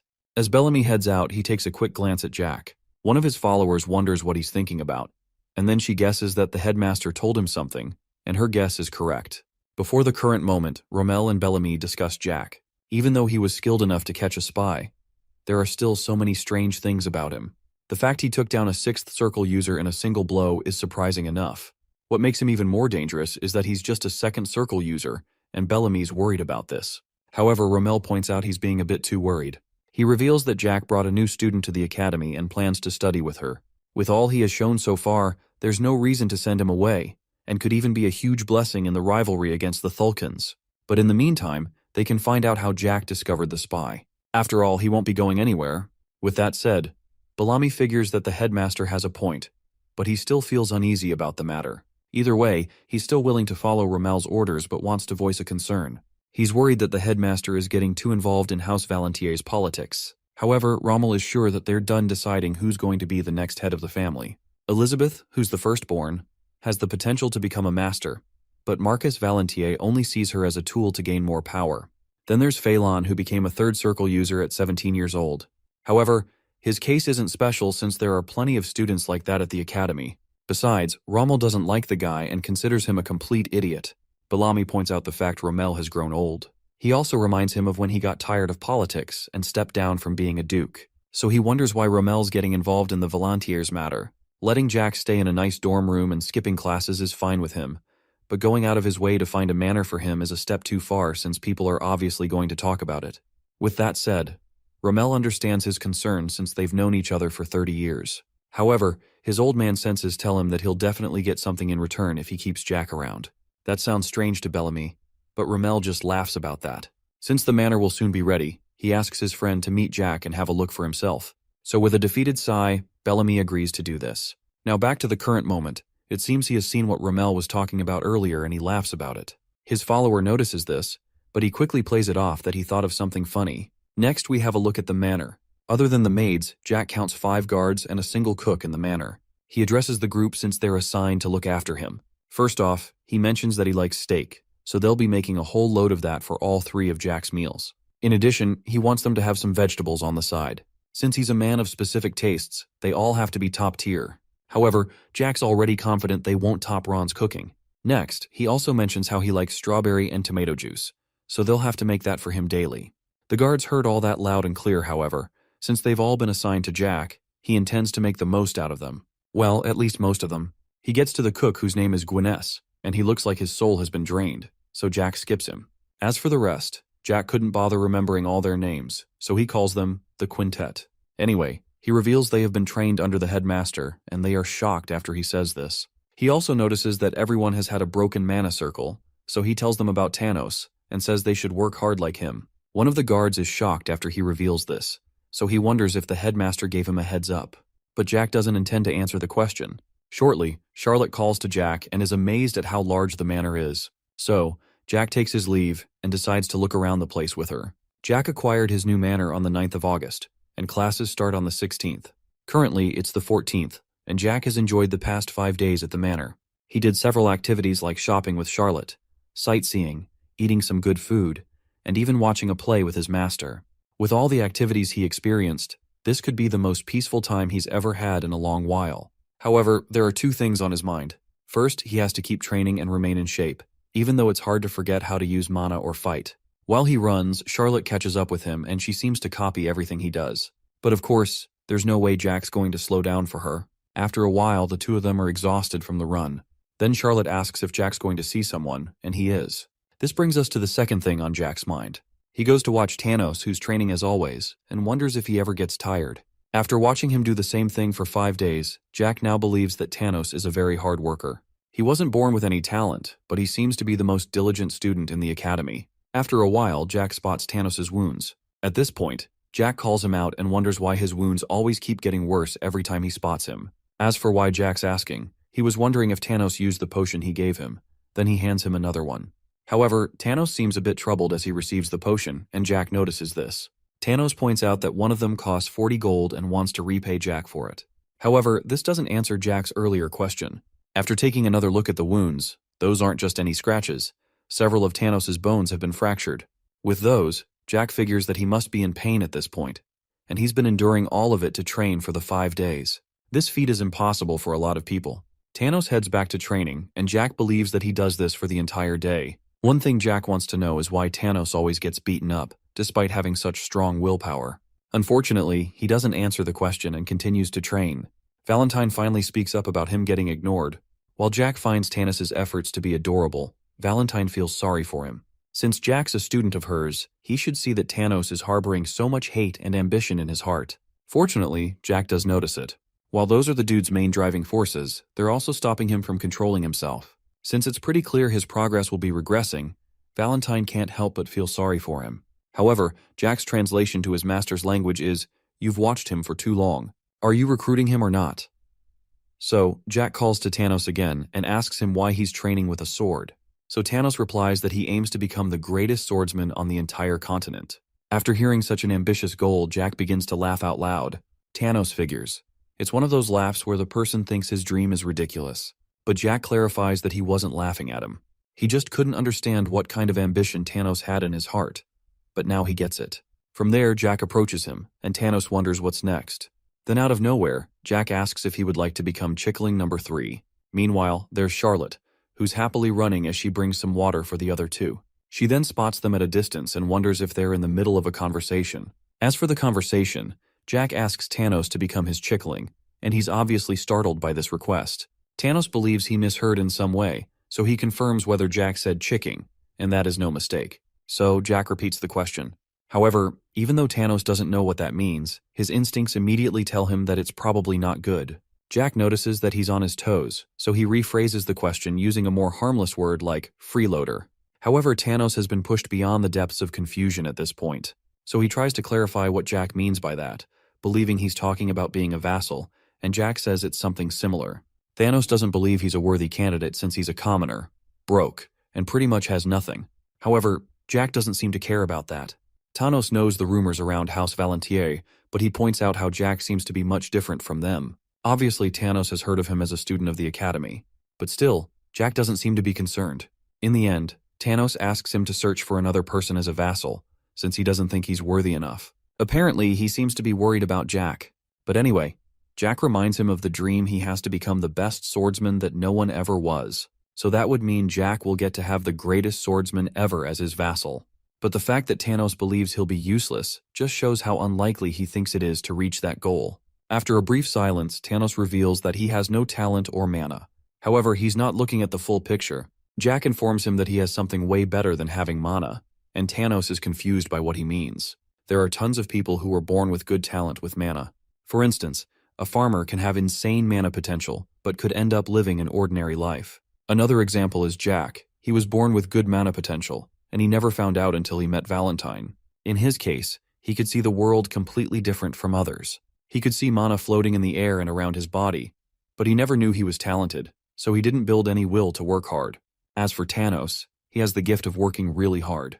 Not a lot of people are willing to work so hard that they injure themselves. So with that, Jack tells Thanos not to underestimate himself and lets him know he's pretty talented in his eyes. With all that said, Thanos is about to say something, but a voice from nowhere interrupts. Jack takes a look at who that could be and finds 3 other guys at the scene. Since the semester hasn't started yet, there shouldn't be other people present. But here they are. Anyway, the dude who looks like he's the leader of the group reminds Jack of his older brother, which makes his skin crawl, and then Thanos asks Jack to leave. The bully recalls the time he ordered Thanos not to talk with other people at the academy and threatens to beat him up for that. On the other hand, Thanos wants to attend to personal matters, so he asks Jack to leave once again. But Jack realizes that the wounds are from the random bullies, and he's about to go sicko mode. Now the bullies discovered the source of Thanos' potion from earlier. Jack wonders how he knows about it. Then he connects 1 and 2 together and figures that they snatched it from him. After hearing that he got robbed, Jack wonders why Thanos would allow a band of pests to walk all over him like that. However, the bully leader doesn't seem pleased with that tag. For the 1000th time, Thanos asks Jack to leave, but he's not going anywhere. Since the 3 musketeers were the ones who stole the potion, it's now Jack's business. Next, he points out a couple of guards hiding and tells them to come out, but there is no reply. While the person whose name I don't know doesn't seem to notice any guards, Jack has decided to beat up the small fry bullies and make them come out. At this point, Jack's motivated by the power of friendship and wants to become friends with the future greatest swordsman that has ever lived. There are 5 real marquises in the Thessalon kingdom. This time, we're not looking at titles given to Mana Circle users, but actual nobles with land. Out of those 5, there's House Hermann, who rules over the eastern region, and the child there is a problem. His name is Dietrich Hermann, the same leader of the bullies from earlier, and he will be graduating from the academy soon. His issues all started at 13 when he killed a maid. At 14, Bro started doing drugs, and at 15, he's been focused on pleasure. Even with the rumors about how he sold drugs, he had a bright future ahead since he was the eldest son of House Hermann and was on the way to becoming its successor. However, his absolute control vanished at the academy. There were too many people watching, plus all the other children were from noble families like him. So he set out to find someone who'd be a punching bag, and the perfect candidate for this was Thanos. He was a commoner who didn't even have a family name and got admitted through questionable means. So with that, he called to Thanos and without further ado began to assault him. Of course, Dietrich was enjoying himself, until he felt a crunch after another kick to Thanos. It was the sound of a bottle breaking, and not just any bottle, the potion that Jack gave to him. After seeing this, Dietrich believes that commoners shouldn't be carrying potions, and he beat the commoner up with a stick while Thanos braced for impact. And that's the story of what happened. Now, Dietrich and his gang are on the receiving end from Jack. They try to attack, including Dietrich using his stick of the past, but Jack easily counters him. While he casually destroys the victims, Charlotte and Valentine aren't even surprised at this point since it's a usual occurrence. Meanwhile, Thanos tries to make out what happened. With that out of the way, Jack's a bit tired, but satisfied, and figures that he has to increase his stamina. But there still seems to be some life from Dietrich, who's outraged by what happened. However, Jack points out that his guards still aren't coming out, and they are shocked at their hiding spot after hearing that. Dietrich still doesn't know what he's talking about and threatens to contact his family, but Jack stomps his face on the ground since he talks too much. Even with that, the guards still don't want to come out. So Jack threatens to attack again, and this time, they finally reveal themselves. With how late they showed up, Jack figures that none of what they're seeing would have happened if they had shown up. Anyway, Jack seems to have attacked some important figure who he doesn't recognize. But Thanos informs Jack of who he just beat up. After that, Dietrich doesn't approve of Thanos calling out his name, but another kick from Jack shuts him up. With Dietrich out again, Jack gives the guards 3 seconds to explain why Thanos was attacked. But at this point, the time for talking is over, and a guard lunges at Jack with razor-sharp claws. Jack dodges this, but he hears another guard reciting something for a spell and is shocked about it. He recognizes it as the most advanced spell for a 6th circle, the mass destruction spell called Explosion. So with that, Jack figures they're planning to blow up the entire arena and everyone in it to smithereens. But if you ask me, that sounds pretty stupid. However, Jack figures they're quite the scoundrels for this. The fact these people want to blow up the entire area is crazy. However, Jack has something up his sleeve as well. He can make mana flow backward using one hand, so he clenches his fist and the guard's spell begins to tweak out. Then he gets a face full of explosion. Of course, this was Jack's doing, and it happened just the way he wanted. After that, guard number 2 charges again and attacks, but Jack dodges the attack and points out he's using his right hand again. Then Jack counters his incredibly simple attacks with a punch to the gut, and that seems to be a critical hit. During the ruckus, the guard draws a dagger to attack again, but Jack kicks it away from his hand. While he's recovering from that, Jack quickly gets behind the guy and traps him in a chokehold. One struggle later, the guy passes out and that's another problem taken care of. The other guard who was blown up wonders how a child managed to beat them all. On the other hand, Jack notices that all the mana in his body has been entangled. He finds it pretty stupid that he tried to use explosion in the academy of all places. The guard who's still on life support at this point is curious about how Jack stopped his spell, but Jack interrupts him since he doesn't have to answer that. He'll be the one asking the questions, so he asks the guard why Thanos was beaten up. The guard remains silent, but Jack doesn't need his answer anyway. He's sure they messed Thanos up because he's a commoner, which meant he won't be able to fight back. Anyway, Jack asks for compensation for his stolen potion. The guard informs him that this chaos caused by one potion can make House Herman become his enemy. But to Jack, that single potion is more important than whatever House Herman wants to do. Normally, the potion costs 40 gold, and since 5 days have passed, there's going to be an interest. A few calculations later, the total amount Jack will take is 5,000 gold. However, he knows that a bottom-line guard like him can't cough up such cash. So he stomps the guard's back and heads over to his next target. Jack approaches Dietrich, who looks terrified, but luckily, Jack isn't going to beat him up anymore. However, he wants to collect all the loot he has. Jack has pretty much hit the jackpot. He gained 3 checks worth 2,000 gold each and a pouch of 60 gold. At this rate, he'll be making it to the top of the Forbes list. With how much cash he gained, Jack considers Dietrich lucky to have such cash. On the other hand, Dietrich wants to know who he's dealing with since he's never seen anyone who has given him such whooping. Jack then smiles and pats the guy's head. Even though the time for introduction is long gone, he introduces himself as Jack. Dietrich is shocked to hear this and instantly recognizes he's the one from House Valantier and Phelan's brother at that. From this, it appears he's a friend of Jack's older brother. It's not a surprise given that both of them are equally jerks. Normally, Jack doesn't like to mess with kids, but people like Dietrich here are an exception to this. Jack puts his foot into Dietrich's mouth and figures he's pretty much useless without him using his family's name as a get-out-of-jail-free card.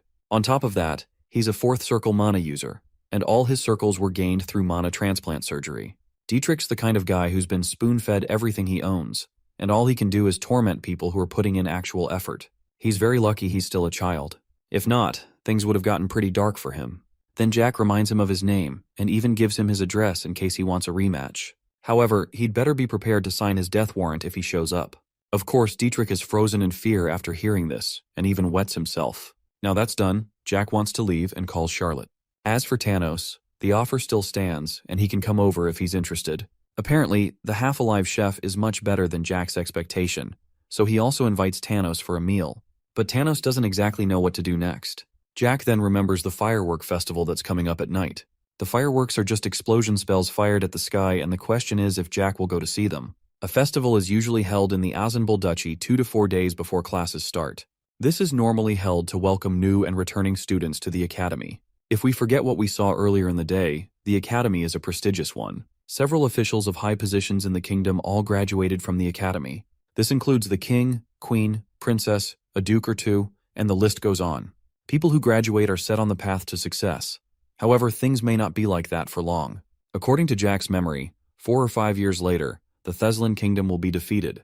However, Jack wishes they'd get wiped out sooner. Valentine expresses her disgust, and Jack is surprised by this. He hopes his master didn't hear his wish, or even worse, read his mind.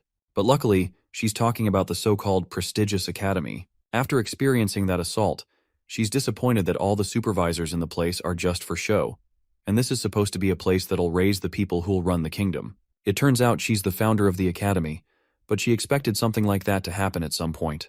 The supervisors usually aren't for decoration, and they make sure students obey the rules. One rule states that all students are equal in the academy, and another one states that the academy mustn't get involved in politics. As time went on, those rules were forgotten to time, and the remaining officials did whatever they wanted.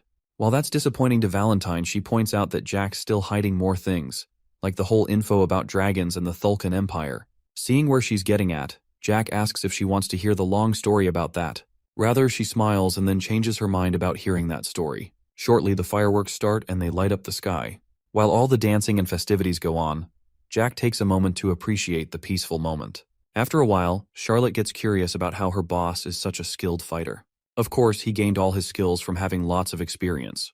From that reply, she figures that Jack must have killed a lot of people to become that good, and this confirms the fact that Jack's from the future, or rather went back 20 years in time. This conversation reminds Jack of the one he had with Ron, who's still traumatized after hearing he'll die an untimely death. Anyway, This is the first time Jack's ever meeting with Charlotte. He rarely visited Azenbul in the past, and he never saw her until the time they ran into each other.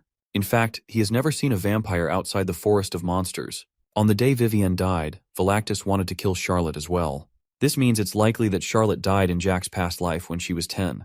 With all those in mind, Jack wants to know why Charlotte is curious about his fighting ability. At first, she stutters, but nervously explains that she wants to become a good fighter like her boss. From this request, Jack can tell she's gone through quite a bit in the past, and now she wants to change her powerless self. So Jack easily accepts her request, and her training starts the next day. Then she gets startled by how sudden it is. After all, she wants to become a good fighter, so the training must start quickly. For the first step, she'll start with making a mana heart. Then they'll have to see if Charlotte's more suited to fighting or magic. After hearing that, she smiles and is willing to work hard in training. Now that's settled, tomorrow's going to be a pretty busy day for them. Jack and Charlotte begin training at a vacant lot near the manor. Charlotte is exhausted, so she falls to the ground and Jack commends her effort. From that, she wonders if she's finally a mana user, and Jack says she is. Just as he expected when he saw her, she's very talented. Not only does she have a high mana sensitivity, but she's also pretty good at holding mana in her heart. It's almost like she was born for this. She managed to create her first mana circle in one day, so Jack sums that up for the day. He helps her up from the ground, but she's so tired that she immediately falls on a bench and dozes off. After that, Valentine wonders if Jack's going to tell her about her speed in creating a mana circle. Normally, this would take 2 to 3 days for a first-timer, and figures it's difficult to understand him. Even Jack agrees with this. Anyway, he figures that the head of the Magician's Tower may have tried to make her a student. But if it weren't for Jack's help, it would have taken up to a day for her to create a mana circle. Apparently, he set up a mana circle on the ground, and Charlotte can gather mana from the air with it. It also creates a wall around, and Jack can control all the mana within the circle towards Charlotte. While that may sound simple, it's not easy for anyone to pull off. Add that to Charlotte's hard work, and 1 mana circle is up. Valentine, on the other hand, finds it interesting after seeing how Jack is generous with those close to him. Anyway, next on the list is Tanos. Jack spots him crying, but Tanos denies doing such a thing like that and he wipes his face. After a bit of observation, Jack figures that Tanos isn't seeing much progress and wonders if he's about to give up. His accuracy seems to be on point. After Charlotte created her mana circle in 10 hours, he figures that Tanos feels inferior and wishes that she's not equally as talented in swordsmanship. Of course, becoming the greatest swordsman on the continent isn't going to be an easy goal. But at this point, Tanos feels defeated, so he drops to his knees and begins to sob. Jack discovers that, unlike his tough physical appearance, he's very soft on the inside. He then asks if Tanos is willing to throw away his dream just because of 1 child. So he pats his head and assures him that he can achieve his dream. However, it's still not going to be easy, no matter how much he wants it. So he has to stop crying and never give up. Tanos, on the other hand, is surprised that Jack believes in him. In fact, Jack is the first person to seriously believe him. Everyone else laughed at him since they all thought he couldn't achieve his dream. With that, Jack figures there are currently 2 kids living in his house. Anyway, Tanos reaches out to Jack and thanks him since he's the only person who believes in him. Jack never expected this adorable side of him, but he tells him to keep on working hard. As far as Jack knows, hard work has never let him down. Thanks to it, he's currently the strongest swordsman on the continent. But still, he can't help but feel sorry for Tanos and wants to cheer him on. Shortly, someone arrives at the area and Jack withdraws his hand. Now he's on full alert concerning the mystery guest that's approaching. This feeling of being surrounded is familiar to Jack, but it isn't a nice one. Like an NPC that has detected a hidden enemy, Jack's ready for battle. While Tanos is unaware of the situation, Jack orders him to get Charlotte, who's sleeping, and come to him. Tanos picks up the urgency of the matter, so he rushes off. Meanwhile, Jack searches for the quintet and Gwyneth the cook. He detects them after a while and discovers they've all been knocked out. Shortly, Tanos arrives with Charlotte and Valentine comes along too, and the attackers finally reveal themselves. The person behind this assault is Dietrich, and he's back for revenge. With how things are, Jack doesn't need to hold back anymore for the brat. After all, he did make it clear that he would kill him if he wanted a rematch. Before the epic showdown, we have a look at Dietrich's side of the story. He's destined to be the Marquis of a domain in the East. He believes that the world is run by power, and the power of one's house will become their power. Since Jack's getting in his way, he doesn't see a reason to not eliminate him. However, if he does that, he'll get in trouble with House Azenbul, specifically Rommel. But in his defense, Jack did attack him first, and he even has a witness to that. So, he could turn this encounter into another war between Houses Herman and Valentier. By his side is the master of the Pentanil Guild, Bentamon. Even though Jack may be strong, Dietrich believes a 9th circle user is enough to take care of him. Before the attack we're witnessing, Bentamon is briefed about the mission. The target is Jack Valentir. He stays with Charlotte, who was admitted into the academy through special ways. And there's Thanos, a fourth-year student at the academy. One thing they had to keep in mind is that Charlotte's making a mana heart from the fact she's been in the same spot for quite a while. As a result, the target can't leave the training ground for a while, which is good news to Dietrich. No matter how talented she is, he believes that it will take her 2 days minimum to make a mana heart. Another bit of intel is that there's a cook and 5 servants from House Azenbul who have been located in the manor. So the plan is to knock them out and minimize conflict with House Azenbul. As for the chances that the Knights of House Azenbul will spring into action, Dietrich is positive that nothing's going to happen. Out of nowhere, a fire breaks out in the Duke's manor. Since people will be busy dealing with that, they won't have time to worry about Jack at the manor. With that, things are going smoothly, and nothing's going to interrupt them. So Operation Slay Jack is officially a go. That entire operation cost Dietrich 500k in gold to set up, so it better be worth it for him. Anyway, with this flawless plan, he believes that Jack is a dead man now. However, Thanos and Charlotte step forward. Both of them are determined to stall the soldiers while Jack escapes. Even though Thanos is shaking, he thanks Jack for believing in him and takes the blame for everything that's happening. So he wants to make things right and stall them, while Jack runs away. On the other hand, Jack admires this display of courage but finds it stupid either way. It seems he managed to inspire both of them, and while it feels nice to be protected, he asks them to get behind him. He can't afford to put them in danger, all in the name of protecting him, so Jack has no other choice but to unleash his power. Before he can cast any killer spells, Valentine stops him from doing whatever he wanted to do. Apparently she wants to handle them by herself. On the other hand, Dietrich is shocked to discover that the mysterious doll can walk and talk. Before he can go on, Valentine begins to glow under the moonlight. The light emerging from her is so bright, and it flashbangs everyone. A short while later, she is transformed from the doll into her original human self. So with that, the extraordinary hero who held one of the highest positions in the continent and brought mankind to the top is finally back after 400 years. Of course, Dietrich and his gang are shocked by this transformation. Jack welcomes his master as a proper human this time. Before he can say anything extra, he receives a sudden uppercut to the jaw. While that hurt, Jack's reminded of the time he brought Valentine out of the cave. Back then, he completely disregarded her opinion and did what he wanted. Besides, he did say he would be ready to receive a beating from her. Now that's been settled, the next matter is clothes. Jack orders Dietrich to hand over his coat. Of course, he's shocked by this sudden demand, but Jack tells him to give it anyway. Now the situation has become incredibly awkward, but Dietrich hands over his coat.